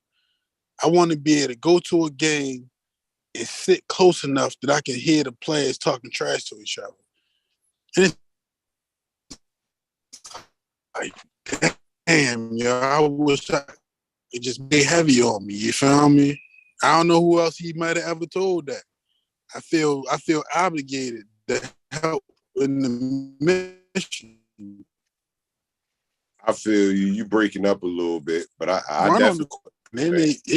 Everything. How much you think them tickets cost? Depending on what game you're going to, you can get like, a Wizards game. They probably cheaper that way. Hey, yo, yo. It depends on who you playing against, though, yo. Because if you catch like a Wizards and Hornets game, you could probably get some floor seats for like $200 or $300. Yeah, you think he mind going by himself? Damn. You feel me? Nigga, it's a one. It's just for you. You enjoy this. No distractions, nigga. No petty as shit. You thought we was going? You think he might go by himself? That's funny as shit. Send that nigga Dev with him. I feel like there's been a whole lot of shit that we still ain't really went over that happened for real. Like a lot of shit happened since the last show. Like what? He like Golden State though. I told them I can't hear nothing. I'm trying to think. Like we barely covered the UFC shit a little bit. We ain't talk about boxing at all. We ain't talk about Michael person in the face. Yeah, we ain't talk about Canelo getting his ass whooped royally. Canelo losing. That's another. Who wants to begin there? Not me. I mean, That's y'all already know how I felt that nigga. I've been saying that he wasn't good like that. And now they making it seem like Beevil is like the slickest shit popping. It's like, bro, this nigga 31. Like, I mean, I'm not saying he bad for real. I don't think Canelo really was what we thought he was. Like, I mean, granted, I take everything I'm saying with a grain of salt. Because he beat like 17 champions. So that ain't nothing to slouch about for real.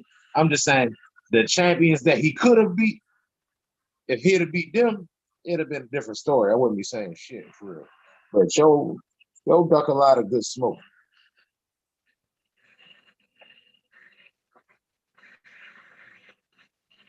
It's like, what good is fighting in all these divisions if you're not fighting the best people in all these divisions? So where do you think he goes from here? Huh? Where do you think he goes from here? Like, what's his? What do you do if you Canelo? If he rematch Beevil again, he going to sleep. So I don't think you should rematch Beevil again. Beevil might knock his ass out this time. Because he really beat him up convincingly for real. Like, Canelo only really won like a couple rounds. Yo talking about he won 5. I was like, shit, did one of them bitches happen before the game? I mean, before the fight started? They ain't see you win no 5. So do you go back to the division that you ducking? Huh? Do you go back to your old division that you ducking? I mean, you can't say he ducking because he the undisputed champion. What's the name? I think he should go back down and fight Benavidez or one of them niggas for real. But they talking about the Triple G fight gonna be next.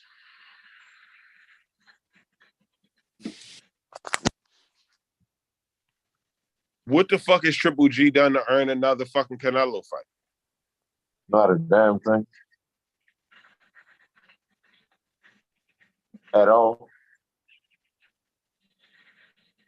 It ain't about the fight, it's about the money, right? Yeah.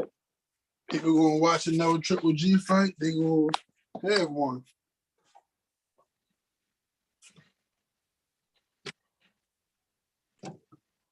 That shit bullshit. Like, I don't want to see no more motherfucking same old ass fights of people that you done had decent fights with already. Fight somebody new. Fight all the niggas you've been ducking. Fucking fight the steroid test. I want to see a fight that you actually going to have to compete in. Yeah. Because I got him losing to the steroids. Steroid test going to win every time. Definitely got him losing to the roids. And the champ is against the ropes.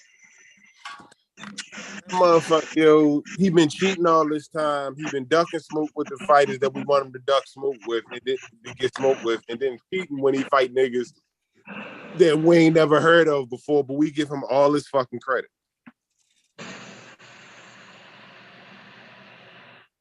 Yeah, because the reason niggas give him so much credit is because he's beating champions. But the fact remains, he beats all the champions that we don't care he beats. It's like, bro, I don't give a fuck you beat Billy Joe Sanders. Yeah, he beat champions we didn't know was fucking champions. And then, like, some of it makes sense. Like, all right, well, yeah, I'm trying to get this fan base in London. London got a big fan base in boxing. But it's like, bro, don't nobody give a fuck about Billy Joe Sanders. Until he beat a nigga that grew up doing the electric slide, I think he was a bum. I think Canelo was not good. Yo said till he beat a nigga that grew up doing the electric slide. That's funny as shit. Yo ain't beat one nigga that grew up doing the motherfucker that know how to step in the name of love. Yo, crazy. See, now, when you say electric slide to step in the name of love, see, now, that's two different things. Because electric slide just means you got to beat an American. Step in the name of love means you got to beat a Black American. I'm just saying, this nigga got to fight somebody with good feet. Yeah, buddy, you're going to be waiting on that. How old is yo? Canelo? 31.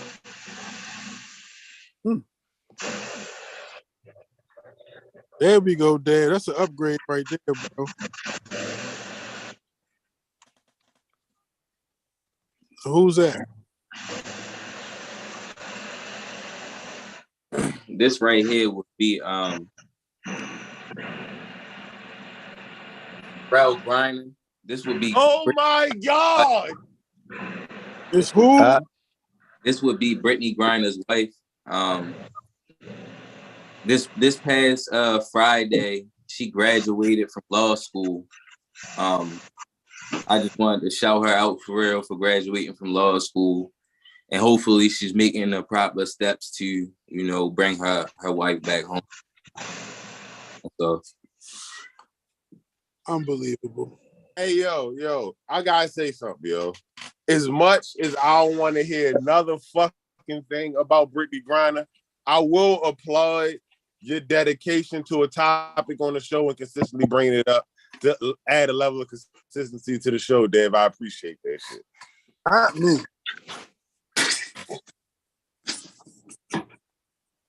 Okay. Like, nigga, I don't give a fuck about Brittany Griner. I don't give a fuck about her girl passing law school, but I'm happy that she did. So maybe that she can go and try to get Brittany Griner back, and I can stop hearing Dave talking about it. Hey, yo, all right, that's a bet.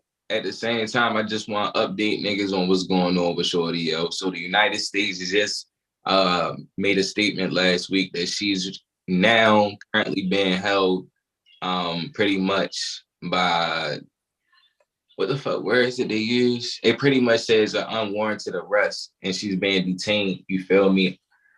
Unconstitutional, like, you feel me? So with that being said, yo, it may be some noise, finna happen as far as her coming home. I know a Marine was just released after being locked up in Russia for like 3 years. He was locked up for like the last 3 years. So they just negotiated a prisoner spot with Russia when it come to they gave Russia back some Russian drug nigga for real that was smuggling in like hella kilos of coke and shit.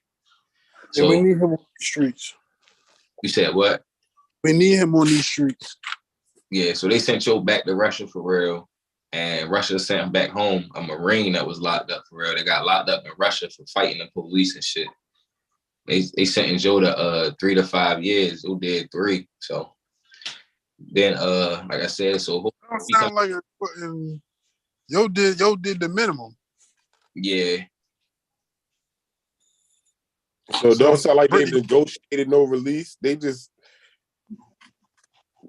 fucking waited till this nigga was done anyway. No, but what I'm saying is they could have kept for to do 4. They could have made Joe do 3.5. I think the prisoner exchange helped move out the release of sooner. You get what I'm saying? They could have did the whole 5. You think we got more prisoners in that trade? You said what? I think we got some more people to trade. Hell yeah, bro. Hell yeah. Hell yeah. What do you trade for Brittany Griner? Whatever you can trade for her. That is within the number 1 round pick. You said what? A number 1 round draft pick? No. Every NBA team should surrender what they should pay to their first overall pick and pay to get her home. Oh my God, yo. Dev, she broke the law. Why the fuck would I do that, Dev?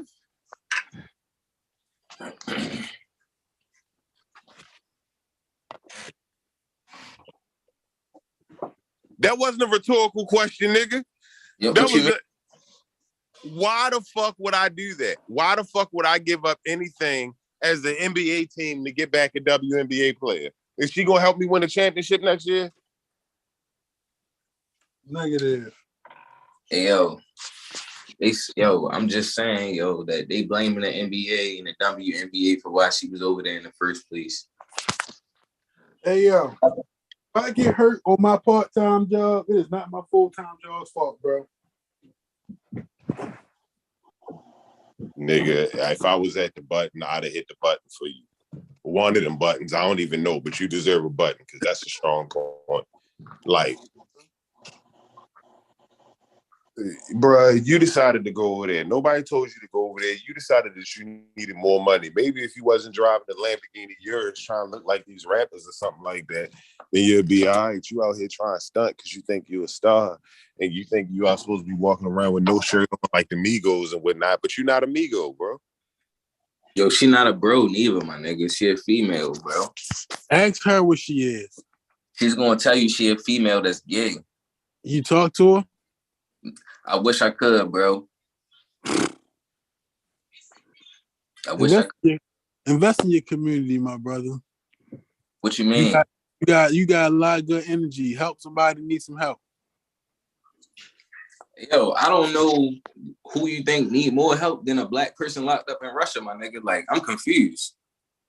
Yo, bro. It's motherfucking kids out here who ain't never been to jail, and if you help them, they might not never go. Maybe you can tell them, hey, if the law say don't bring no fucking weed to the airport, you probably shouldn't do it. Hey, yo, what if all of this news break, and she didn't even have no cannabis in her shit, bro? Would you feel bad? That would be assuming. Hold on.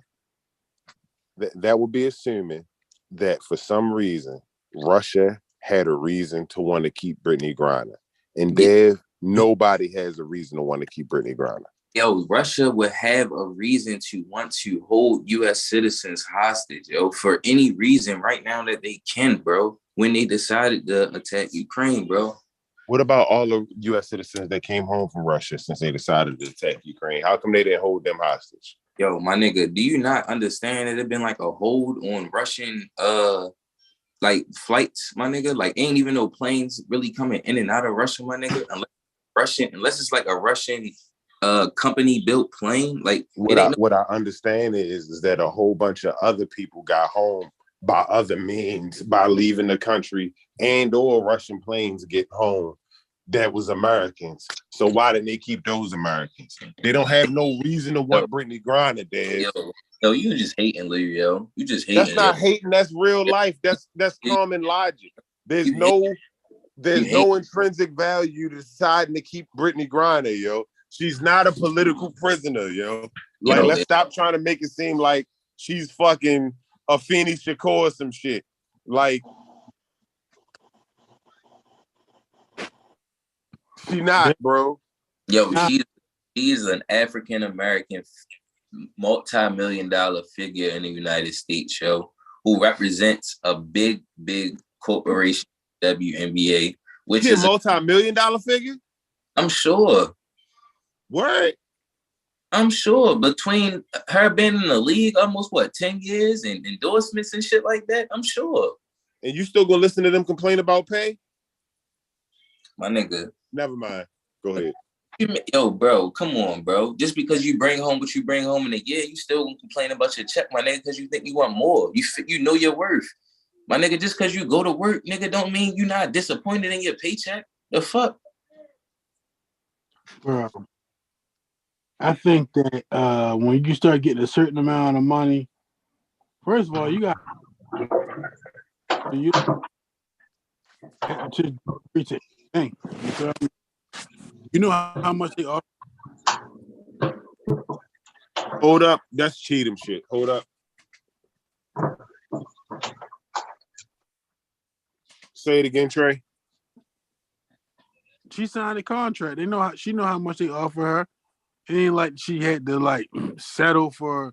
I mean, you could not get paid and not play. You know what I'm saying? But I don't understand why niggas making an issue about their pay. Like it's the same industry as the NBA. You feel me? Like the business is way different. The NBA is way bigger, yo. Like the interest in the WNBA is not even the same. You can't expect it to be the same money just because you're doing the same thing. Like, I don't understand. But like niggas making a big deal. Hey, like yo, niggas be out here bro, supporting WNBA. listen to me real quick, Trey. If you look at Maryland sports, bro, if you look at the money that is generated through the athletic department, yo, the Maryland's women's program brings in the most money, my nigga. So with that being said, my nigga, like the Maryland's women's basketball program brings the most money to that school out of any other department in the athletic program, bro. So they just don't happen to be the ones winning, yo. But if that's, I mean, UConn girls probably bringing more money than they boys now. And so what I'm saying is when it comes to the next level of sponsorships and when it comes to the next level of support, and when it comes to the next level of advertising the sport to make it better at the next level, because at the collegiate level, it's as live as it's ever been. I watch that shit. That shit be live, especially when they get to the March Madness shit. You feel me? Like that shit be live as a bitch. But when they get to the WNBA, it don't be live. The shit barely be on TV. You get what I'm saying? Like the league doesn't make the money to pay the players. So the players want the league to promote the league better so that they can make more money. Hey, yo, it's really not even the beef, bro. I say this shit all the time. Yo, if the WNBA women feel like that they should get paid more, they need to start pressing up on women, because I don't know not one woman that can tell you 3 players from the WNBA right now, but I can name a bunch of niggas that know. You know what I'm saying? So it ain't like, yeah, I don't even think the market, like, hey, yo, the WNBA market during WNBA games. You know what I'm saying? I mean, during NBA games and during the season, NBA Network. So guess who sees that the WNBA games on? Men or niggas that watch the NBA. They don't make no money because don't shit make money that women don't support. And guess what women support? The NBA. You've never seen a chick with a fucking Candace Parker jersey on, but you will see her with a Michael Jordan jersey on. That's why they don't make no money. They don't sell merch. They don't, you know what I'm saying? Nobody buying tickets to that shit. Because that's not the end thing to do for real. And it's not because women don't support it. If it was a bunch of bitches at women's basketball games, guess who would be in there? But I do want to say this, though. I think the WNBA season should run concurrent with the NBA season. You feel me? That'd be the worst thing they could do.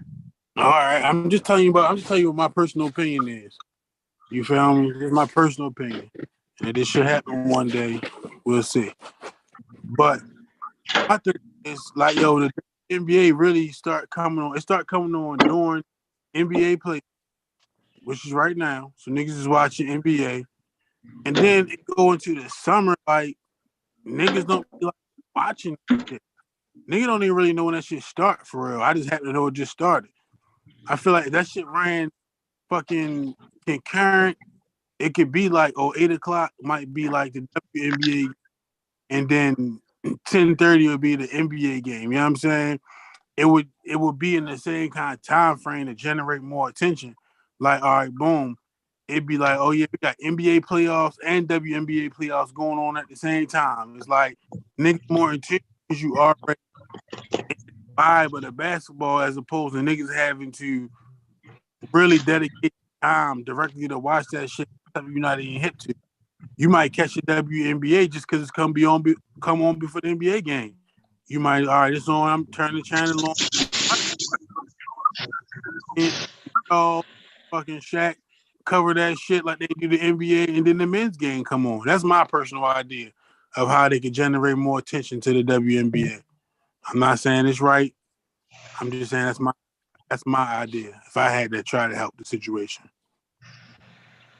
Nah, I feel you. It just would be, I think it'll be counterproductive for real, because niggas gonna be basketball out watching the NBA. It's the same reason why any other football league don't be after August. I could in February, for real. I could fix the WNBA with one rule change. What? Lower the rim to 8 feet. I don't think they should lower the rim for real. I think women get more athletic. And now, if anything, I think that they should make them use the same ball. I mean, using the same ball probably ain't gonna help the game. It's gonna make it worse. Cheatham. You try to make it harder. You try and get a worse product of basketball out of this.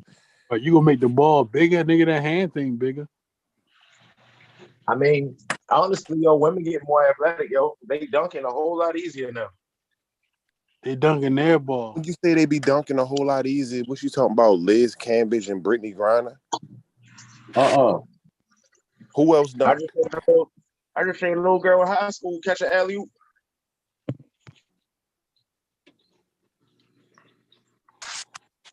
All right, so maybe we'll start watching women's basketball when she get there.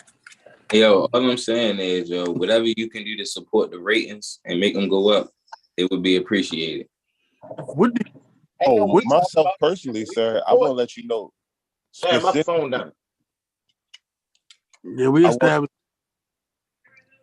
I want to let you know specifically that I ain't doing jack shit to help the ratings.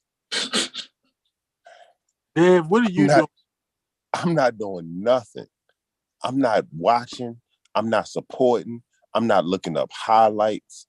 It be bad basketball at a professional level in the WNBA. All that other nonsense that you want to pull out the side of your neck. Oh, in Maryland, in this one area, the college girls do better than the male basketball team does when the male basketball team been asked for 15 years. Yeah, no shit, Sherlock. But at the same time, like, they bring in, bro. You always take everything out of proportion, bro. You be hating, yo. Nah, you pulling up stuff that don't even make a difference. Like you saying that you better than the men's basketball, and the men's basketball been trash for 15 years. Yo, I was talking about the money that's generated in the program, bro. Yeah, because the team been trash. When the team is trash, people don't show up. That affects the money being in the program. The girls been in the Final Four for the women, like 6 out of the last 10 years. My nigga, Maryland's football team has been trash since I can remember, my nigga. They top 10 in fucking money that they bring in as far as universities, my nigga. Top 10 in the money that they bring in. And they some trash. I need the receipt on that. The fuck? Bro, they bringing in that bag. Yeah, bro, but like it's still a school that provide opportunities for niggas. You feel me? You getting looks. Hey, Trey. If you go to Maryland. Hey, Trey, I was just piggybacking off of what Lee was saying about how I was just saying in general, bro.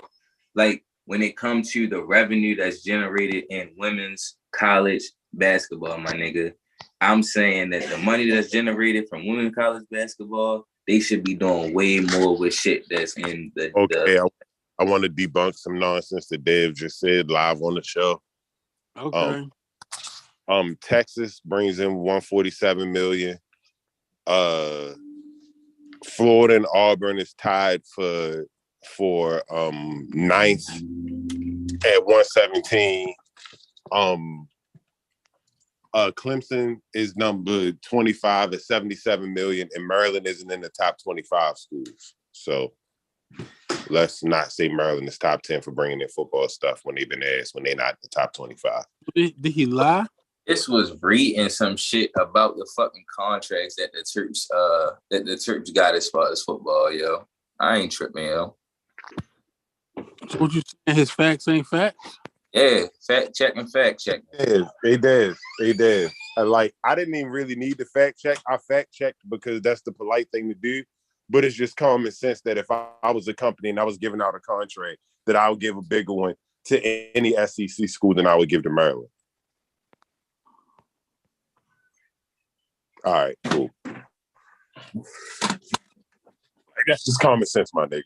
Uh-oh. Hit you with the common sense. I ain't tripping about Lee common sense. SEC schools out there. Who am I going to give it to? Am I going to give it to nigga? It's SEC schools. I will give a bigger contract to Vanderbilt than I might give to Maryland. And they barely a SEC school.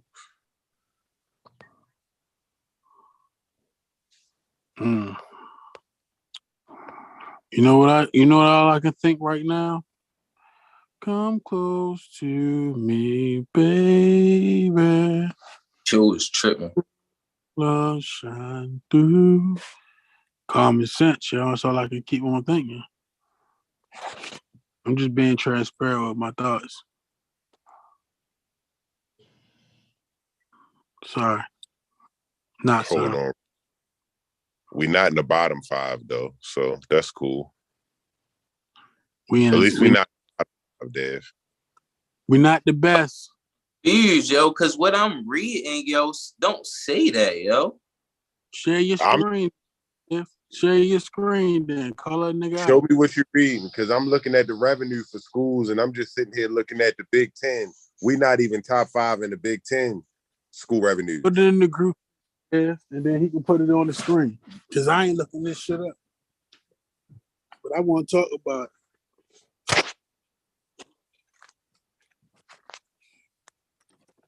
So I'm not sure if these facts are full-on facts there, good brother. Yeah. You shared it to the screen.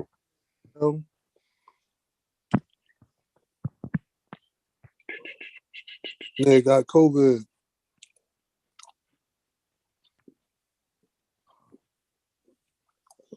Oh, niggas must not have heard me. Hold on. I'm trying to see where Dave saw the top 10 part at. He didn't. Yo, I looked at the number. It say over the 6 home games that Maryland, that $59.4 million, bro. You just looked at a list. This article. Oh, this is why reading is fundamental. Uh-oh. The economic impact of the games could support up to $159.4 million in the state's economic activity. That's not money generated by the actual team. That's not the team's revenue. That's saying that, because niggas in the area might have owned a business that sold some hot dogs, that the team could have helped contribute to the fact that they sold some hot dogs. It's not the same thing, my nigga. Hey, Dad, you ain't read it?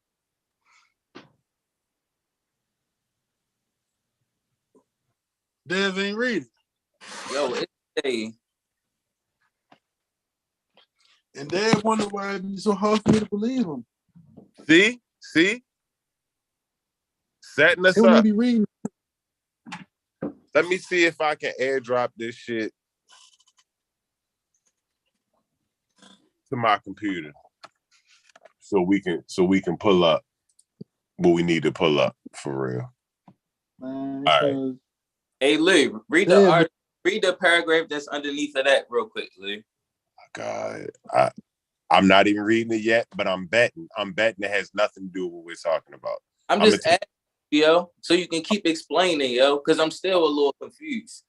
All right, so let me see where this what's the name is. The report found that over the course of a 6-game season, the typical number of home football games each season, the economic impact of the games could support up to $159.4 million in the state's economic activity. The state's economic activity. The state that has nothing to do with school.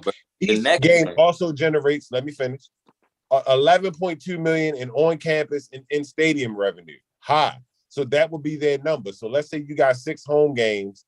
So you would be at 66 or actually $67.2 million for their actual revenue board in, which ain't top 5 in the Big Ten, let alone top 10 in the country. Look at the rest of the article, bro. Look at the rest of it. Looking at the rest of it ain't telling me nothing different. I took my glasses off already. I can't see shit. All right. That's all you got. It has nothing to do with the conversation that we were having. The rest of the article actually kind of ends in the next 2 blurbs after that, for real. But people are excited about Maryland football on the field. I don't know why. perspective into how influential the football is, blah, blah, blah, blah, blah, blah, blah. But the actual revenue of the teams there, which you originally stated, which is the point that we're talking about, is nowhere near top 10 in the country, let alone top 5 in their division. Well, Dev, I hope that Brittany Griner wife is a better lawyer than you. I'm just saying. They're looking for some more facts. Don't worry about it. He'll be back. Yeah, I'm trying to find out looking at, bro, because I know I'm not tripping after what I just read, bro. I can't be tripping like that, bro. Yes, you can be. Sometimes you just gotta bow out gracefully. All right, but I'm gonna bring up some stats real quick. Hold up. Top NCAA football revenues. We talking about football. I thought we were talking about basketball. He said the football team been asked for however long, and it said that the football team say that. He did say that.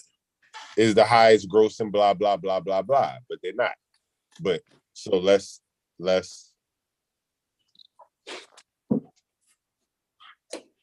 I don't know if how do you zoom on this here thing? Can I zoom on the Zoom?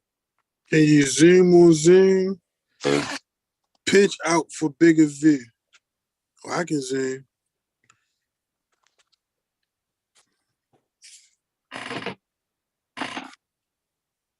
Can you see it, Lee? Yeah, well, I got it. So we looking at all of the squads and shit. Texas is top. Georgia, Michigan, Notre Dame, Ohio State, Penn State, Auburn, Oklahoma. That's the money they're actually getting.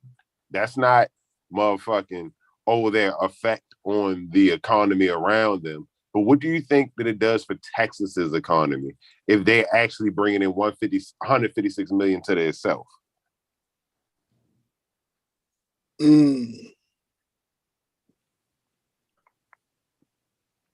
They was talking about Maryland bringing 159 million to the people around them.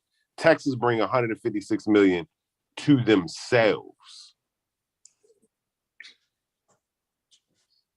No cap. No kids. So what we talking about for real? What you think about Dev? You said what? What you say, y'all? Do you understand why you can't really compare like that to that, and even saying that female basketball is hot during March Madness? Like how that don't equate to professional success, or let's call it what it is. It don't equate to people actually spending their money. Can we look up how much women's college basketball programs bring in? Hey, let's have that. Let's have that.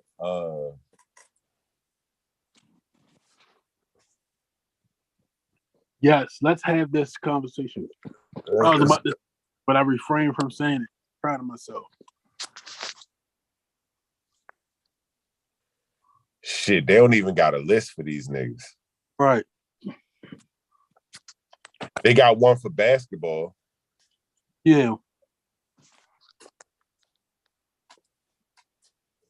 But not one for women. See. Yeah.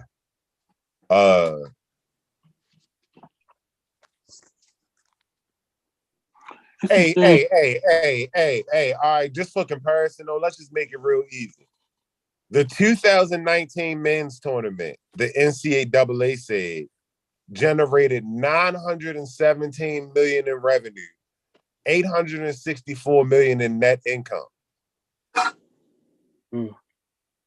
That's a nice number, right? Mm-hmm. The 2019 women's tournament generated $15 million in revenue and $2.8 million in net losses. They losing money on them in college too. Losses.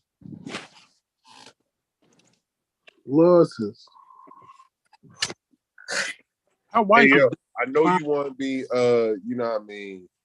I know you want to be Gabrielle Gardner. You want to be the speaker in the mouthpiece. You want to stand up for the women and all that, and the women that ain't women, or the women that don't want to be women, or whatever you standing up for right now, whatnot. But so, like, I know that you want to do that, but the way to go through that is not trying to blame anybody else for the WNBA's failures. It's the players. Just saying, bro. Hold on, what's her wife's name again? Cheryl? Is that Cheryl Griner? Sherelle? Yep. Sherelle. Sherelle Griner. Clearly, you know what I mean, she picking them based on, you know what I mean, how good they look with their shirt off and shit. That's how she picking them. This the woman you want me to, a woman that walks around with her shirt off is the woman you want me to go to war for. You crazy. Right. She don't have no decency. No decency. And what you should be doing, nah, fuck it. We partying today. Fuck that shit. What you should be doing, nigga, is being mad that she took another eligible woman from your black brothers. But what you trying to do is you trying to motherfucking tap dance and kowtow for the man just to show that you support women. I see what you're doing. Is there more black men taking black men from the world, or more black women who are gay taking black men from the world, bro? Hey, if black men is taking black men from the world, how does that affect you? What you mean? It affects me on an everyday. No, but I mean, like, are they taking away some of your prospects? I don't have prospects, bro. Yo, that was a good answer because I was shocked. Yo,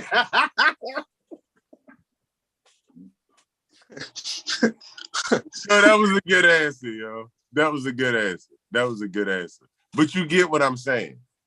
No, not at all. Those and those like you will not be affected by black men taking black men from the world. But what they are affected by is women taking other black women from the world, you know what I mean, from outside of the game. And what you're doing is seem like you trying to be a lawyer for the other side of the game right now. What's going on, Dad? Like, you confuse me every week because you be like somehow in the same person, you are the Muslim American apologizing lesbian chick lawyer. And I don't know how that worked out. Yo, you picked the right good picture of her, Dad. You said what, Trey? You picked a good picture of her. You could have picked other ones that aren't. So, why do you think he did that, Trey? Because he wanted the sympathy bed. He tried to lure us in with her good looks. He knew that we was going to roast her ass if he'd put up a bad picture. Hey, yo, and is, bro. I would appreciate it. Well, I don't give a fuck. Y'all clearly feel how y'all feel. We are like 3 months, so ain't no changing no hearts, ain't no changing no minds. Clearly. How I feel, Dad. Like, all right, so Lou, you just don't give a fuck. You want me to stop talking about it? You want me to let it the fuck go? Trey, you are like halfway to where Lou is. Like, you like, all right, Dave, yo, like, okay, we get it. And you like, yo, she did something wrong, yo, she be all right. You feel me? Like, that's how you carrying it for real. Cheat, like, yo, it is sad, yo, but like, damn, I don't think she coming home. I like to find myself a little closer to Lou in theory, but you feel me? My closeness to Lou is because she has legitimate reason to be held captive. She didn't, bro. Like, it's not like, oh, we beefing with Ukraine and this WNBA star over here, so we about to hold her and see what the fuck the U.S. got to say about that. That is not how it went. Nobody kidnapped this bitch. It's like, oh, you ready to go home? Cool. Let's just go ahead and check your shit like we do everybody. Oh, you have illegal contraband. You know what happens when that happens? You go to jail, even if you are a WNBA star in America. Clink, clink. Yeah, I just don't believe 3 months trying to fucking fight for the freedom of a person who's not being held unjustly. allegedly.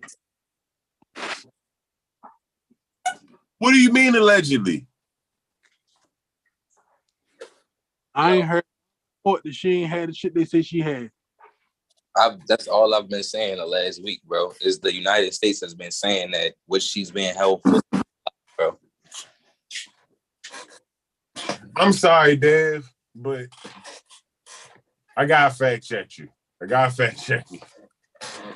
All right, yo. Unlawfully detained, is the word that they're saying, yo. That's what the U.S. said? That's what the U.S. is saying, bro. There must be some shit about to happen they want us to be not paying attention to. Use the words unlawfully detained, my nigga. Hold on. News.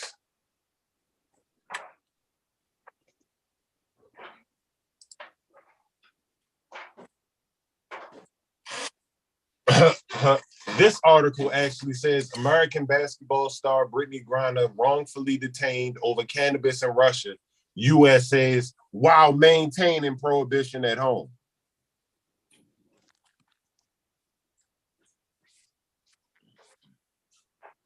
What's prohibition mean? Making shit illegal.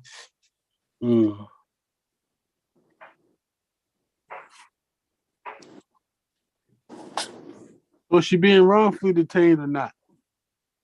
From what the United States is saying, yeah. They could be lying. Hold on. Because they're not saying that she shouldn't be detained because of the marijuana. They're just saying that the process is unjust. So they haven't really said anything other than slapping the tag on it that people can throw around to make it seem like she's in some way innocent. They just said something to the group chat.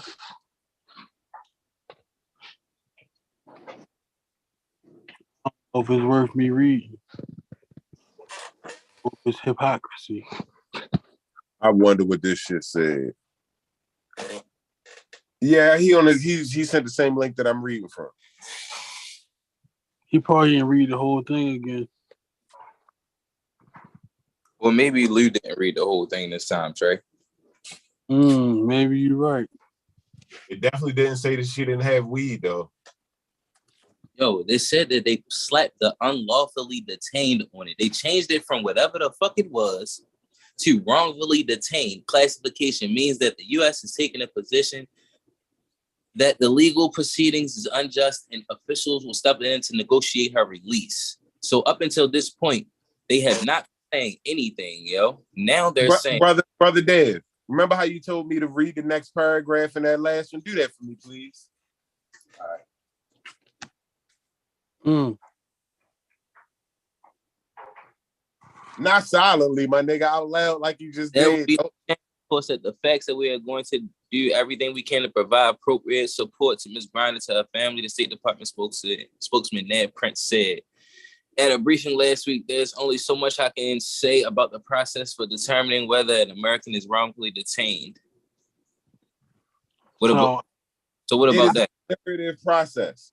Price pointed to 11 criteria that officials take into account when determining whether a given case amounts to wrongful detention. For example, if the U.S. has reason to believe that the process is being impaired, that the person was arrested solely because they're a U.S. national, or that they are innocent of the cited charges that will warrant a wrongful detention designation. In this case, the new designation could simply mean that the U.S. officials believe Brittany Griner did not actually possess cannabis-based charges and is being framed for the offense. Price said that each case of the American detained overseas is going to be unique. And in each case, we looked at the totality of circumstances that would in the case that when it comes to arriving at such a determination. Meaning, that's not the only thing that she could possibly not, that could make it wrongful detaining. The things that can make it that would be in that thing where it said unjust process being impaired, or solely because you're a U.S. national. There were three other options other than her not having the vape cartridge, Dave. And I like to read this paragraph right here since everybody reading shit. And it says, but while the State Department has now formally designated ground this case as wrongful detention, the Russian charge itself is still consistent with U.S.-owned federal law prohibiting marijuana, an offense that could similarly result in conviction and incarceration in American athletes' home country. So if she did have the shit, she would either way. So now we gotta wait to see if she had the shit or not, huh, Dad? Exactly. That's what I'm saying. And now we gonna say she didn't have the shit. Whatever, yo. That's what I'm saying. Three if months. She didn't have no shit. I guess they just picking on her because she Brittany Griner, huh, Dad? Because she tall. Yeah, all right. I hope that her wife has sex with a man.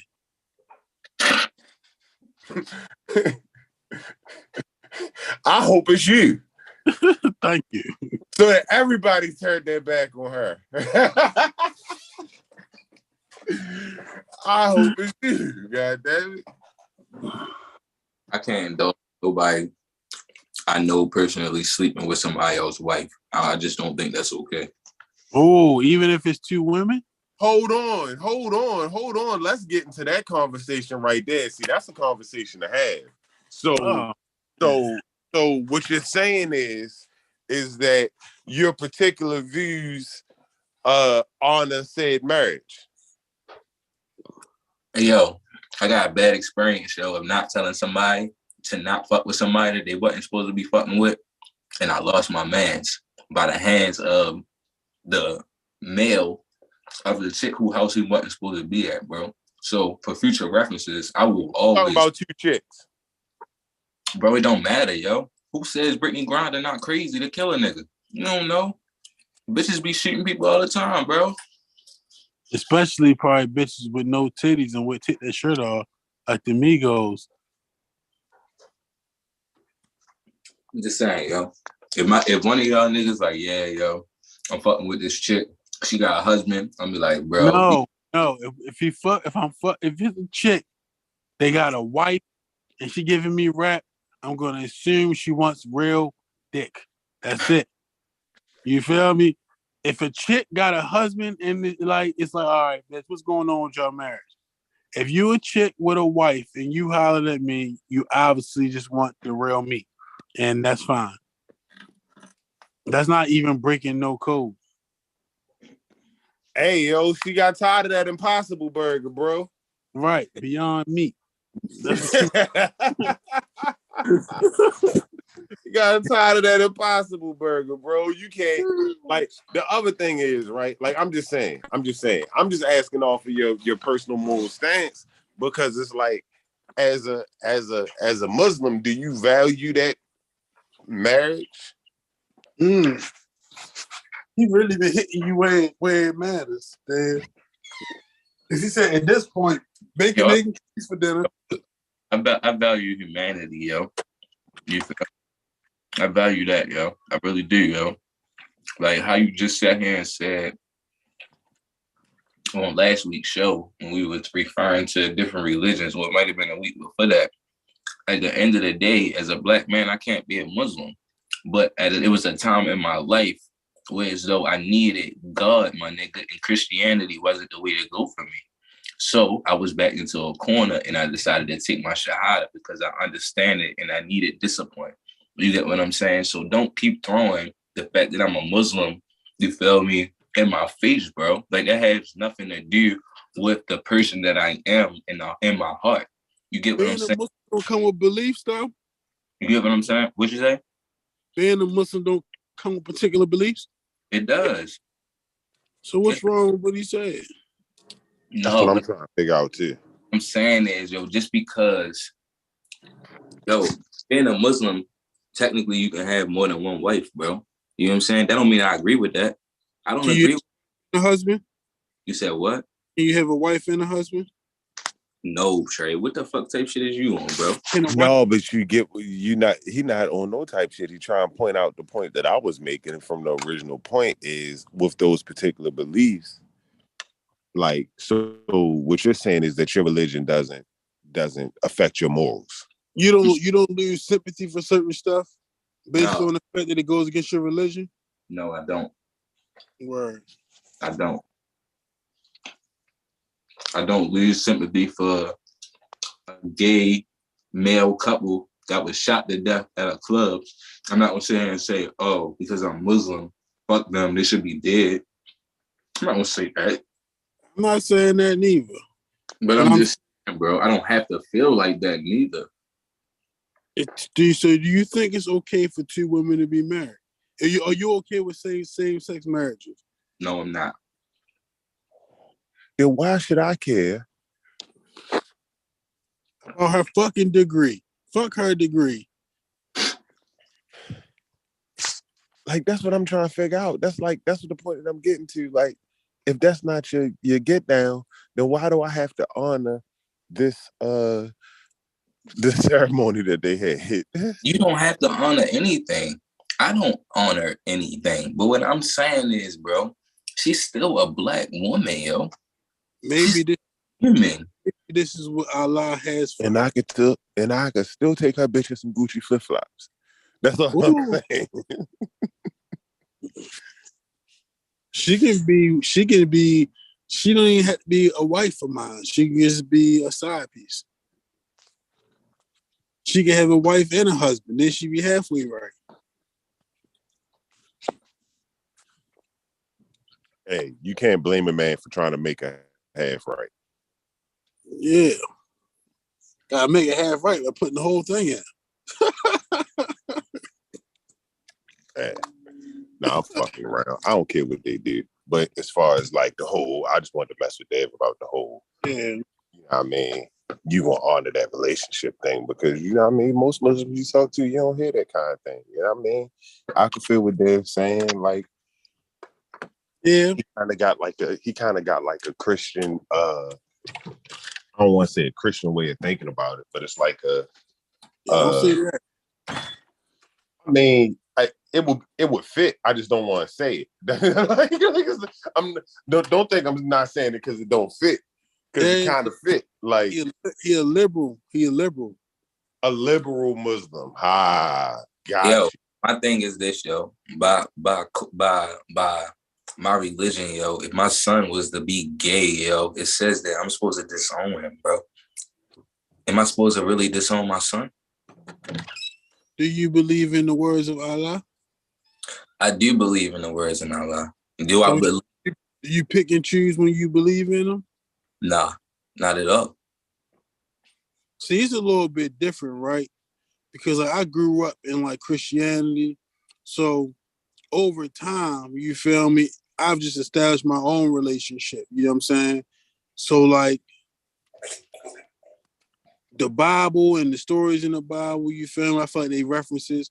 I don't really indulge myself in truth of the stories, you feel me? I mean, because you either gonna believe or you're not gonna believe. And like I always say, you gotta have your reasons why you believe, you know what I'm saying? But it's like if you decide to become something, you feel me, then I feel like you're more apt to directly follow the guidelines because it's something you made a choice to be a part of. You feel me? It wasn't like you was born into it. You know what I mean? So I would think that if you're gonna decide to make that move and you feel like it's got benefits for you spiritually, then you will feel obligated to uphold all parts of what it stands by. So I understand what you're saying, but on the other end of the stick, let's just say that if you were, now I believe personally, no matter what religion you having a conversation with, as far as if you are Jewish, Buddha, like whatever, if you are in a belief that whatever you're being taught isn't the truth or isn't the way, you get what I'm saying? When you decide to have a conversation with God, or when you decide to have a conversation about God with an individual who is into a religion and you're being talked to about this religion, bro, like it's not one that would go ahead and tell you that you weren't born this. Now, you can make a choice to believe what you want to believe. You can research what you want to research. But when I was being given those words from the Quran, it was certain aspects of it that would tell me, yo, I am Muslim. You feel me? Reading shit about Malcolm X, reading shit, just different shit, bro. You would understand like, okay, well, maybe this is true. And when you read certain stuff about like the Hebrew Israelites, certain aspects of the Bible, they can directly pick stories from the Bible and say, yo, this is who we are as people, bro. We were born as this. So like, it's hard to really say that if you were, you know, if you chose a religion or if you chose a lifestyle or something, that you have to go about it more, when I chose a lifestyle, I chose it because I believed that I was already that. So you believe you found it, chose it. You get what you say? So you believe you found it, not chose it. Right. It's more of I have the understanding now. You know what I'm saying? Like, you don't choose Christianity. You know what I'm saying? Just like if you are Muslim and you're born into it, you're not choosing it. That's just what you know, because that's what you're born into. Us as Black people, 9 times out of 10, we are brought up in, Christianity. So that's what we know. You get what I'm saying? So if we were Black Jew, you get what I'm saying? And we grew up in a different way, and you were having difficulties in life or whatever the case may be, and you were introduced to a different book or introduced to something else, and as it's being explained to you, it's making sense. As it's being explained to you, there's certain passages in this book that is saying that, that Black people are this, or it's describing you as this, or it's saying that this will happen, and one day this is going to happen, or it has stories about, like in the Bible, it has stories about homosexuality in the Bible. It has story about God burning a whole city. You feel me? That was doing gay shit. You feel me? Like, he burnt like a whole city. I forgot it off top, but like, it's just I don't know, bro. It's a iffy topic. You feel me? But I honestly just believe, like, at the end of the day, I chose Islam, bro, because I needed structure, I needed discipline, and I needed God. And I damn sure felt like I wasn't about to go find it in no church, because that's where I was at my whole entire life. You get what I'm saying? So I started studying, and I believed that that's what I was, because that's what I was reading. You know what I'm saying? Like, you can pick up different books, bro, and you can take it and believe what you want to believe. Some people interpret shit different. I mean, you can read the same line in the Bible. Somebody can tell you what mean this. Somebody can tell you what mean that. It might mean both of them. So did you put the same amount of time and effort to understanding Christianity as you did understanding Muslim Islam? I want to say yes and no. I want to say I gave up on it around the age of 13, 14. And when I say gave up on it, I mean, like, at an age where as though Sunday came up, my mother told me to get dressed for church, and I told her I ain't want to go. And then after she told me I ain't had to go that first time, it was a wrap.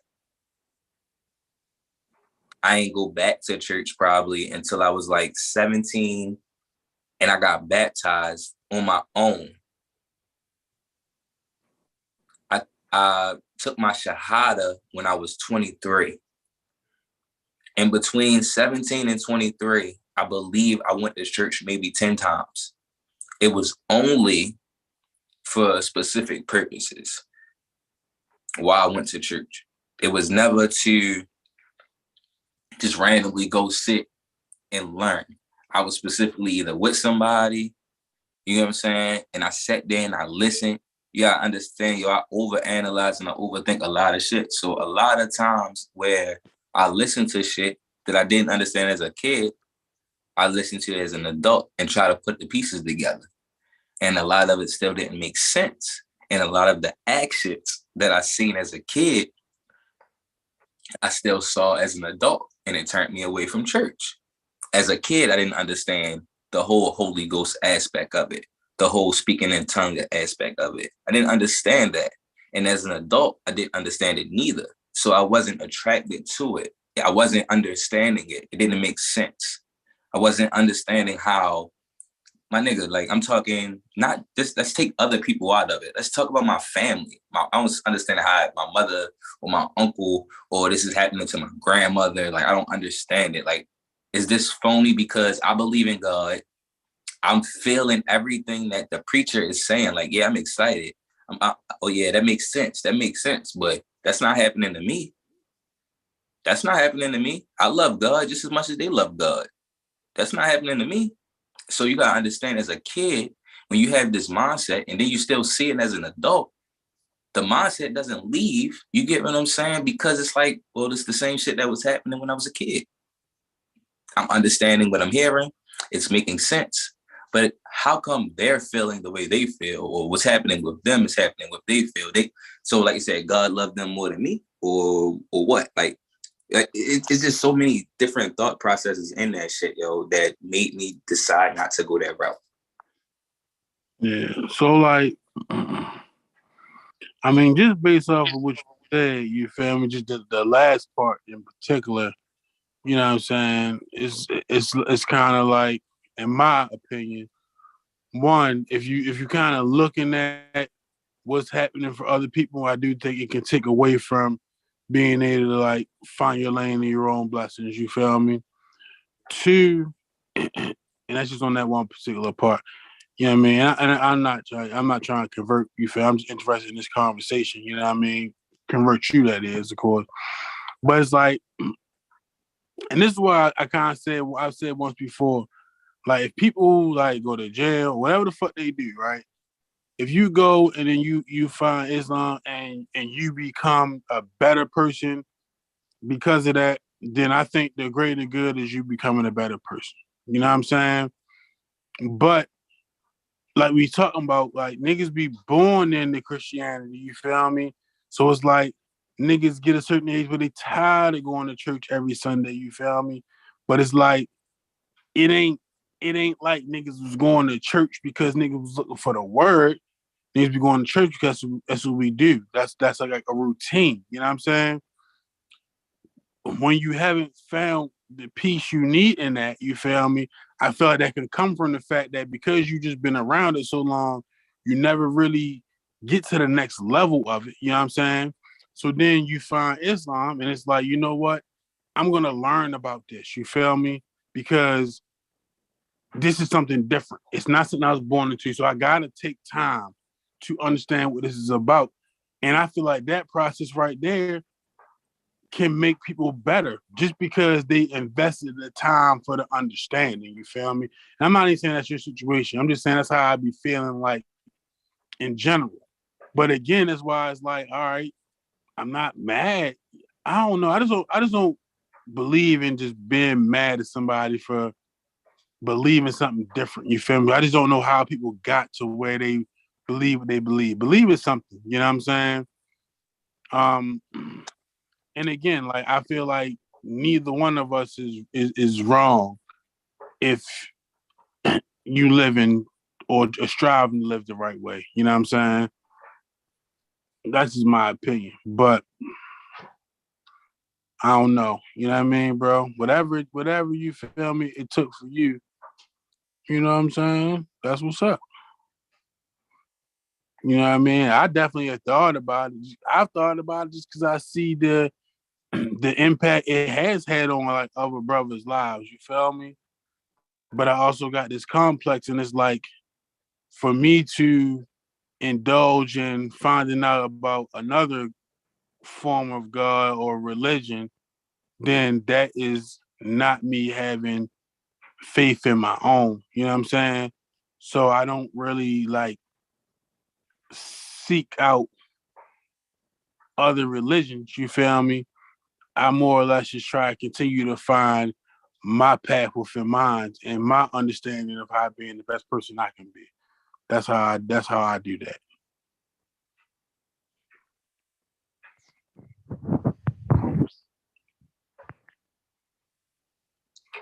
I can dig it. I can dig it. Like, I mean, I ain't the nigga to talk to about religion. I kind of feel a way about all that shit. So, but people feel a different way for different reasons. You know what I'm saying? I'll be getting that too. You know what I'm saying? That's why that's just why I always stress you just connecting to why you believe. You feel me? Connect to why you believe. And if it's sufficient enough, whatever you choose, if it's sufficient enough for you to have belief, then believe and then, you know, live like a believer. And that don't mean being perfect, because I ain't perfect, you feel me? That's one thing about Christianity, you feel me? It's the religion of imperfection, you know what I'm saying? So I don't stress over being perfect, you know what I'm saying? yeah. But I do try to do my best with my opportunities. And I definitely feel like there's a strong emphasis on making your best out of opportunities to help other people. I do feel like that's important. Absolutely. Absolutely. Absolutely. You gotta make the best out the opportunities whenever they come across to help people. Like you say, it's all about being a good person, not particularly which book you subscribe to and whatnot. Yeah. But you know what I mean? Is Dave still here? Yeah, Okay. I'm here. It's looking like it has been no. Cheatham clearly ain't coming back. Oh yeah, definitely not. You've been gone for like 20 minutes. You've been gone for like a half hour, probably. Yeah. Hey, but Dev, I say one thing, yo. I do appreciate your openness to have discussion. You know what I'm saying? Hey, yo, it be too much beef between Christians and Muslims, yo, for no unnecessary reason, yo. And it be because a lot of, and I'm not, it be beef between Muslims who have become Muslims outside of jail versus Christians. Muslims that became Muslims inside of jails have a different knowledge, have a different understanding. I'm not saying, you get what I'm saying? Like, because don't get me wrong. So niggas do become Muslims for protection. At the end of the day, you ain't gonna get your protection if you don't know your shit. You understand what I'm saying? So with that being said, your knowledge is still there from the book. You get what I'm saying? From your discipline, all of that shit. So as far as outside Muslim, myself, you know, a couple other people I know, our issues are more so because of, like how you said, we were born Christian and the separation happened in a different kind of way. You get what I'm saying? Like, it was a different kind of separation. Wasn't no force, you know what I'm saying, for protection. Right. It's a different type of separation. That's why I think that it's a big argument all the time between them, you know? Like, because a lot of us feel like a lot of Christians do this, and a lot of Christians feel like a lot of us do this. And at the end of the day, we just need to be praising God, yo, and wishing the best for each other, yo. Man. And if you have the conversation about the opposite religion, just make it a peaceful conversation. I ain't never really heard a lot of peaceful religion conversations. Well, add this one to your list. No, I said I haven't really heard a lot of them. I take part in a lot because I'm not an aggressive individual. I understand what I understand. You feel me? If you can sit here and show me something otherwise, and we can sit here and have a conversation, You can sit here and tell me why I'm not a Muslim, and I'll sit here and listen to everything you got to say.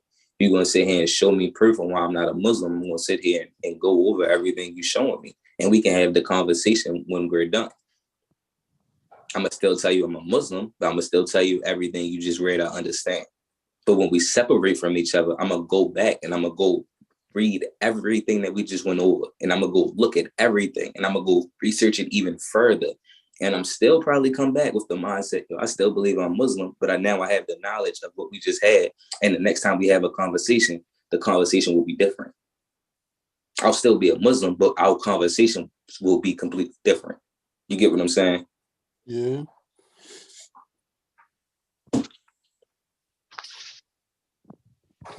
Fair enough. Lou? Indeed. Y'all got any other topics y'all wanted to go over before we conclude this episode of the motherfucking Fade City podcast? Yeah, I just want to say one thing. I just want to be the first one to say this. You feel me? I think before the trade deadline, first off, if we don't sign a receiver before, camp start and all that shit before the season start, I think we make a trade for the nigga from the Seahawks. And not the one y'all think. Metcalf? I said not the one y'all thinking. Lockett? Yep. I'm calling it right now, bro. Let's hope you're wrong. Calling it right now. You don't fuck with Tyler Lockett, bro? Hey, yo, it's not that they don't fuck with you. That's not who niggas want, bro. Yeah, yo, I'm tired of getting the runner-up, nigga. Yeah, yo. Like, niggas want the guy, bro. We don't want the guy next to the guy. Even though Tyler Lockett would get busy, he also working next to DJ Metcalf. Yo, he was getting busy before he was working next to yo, bro.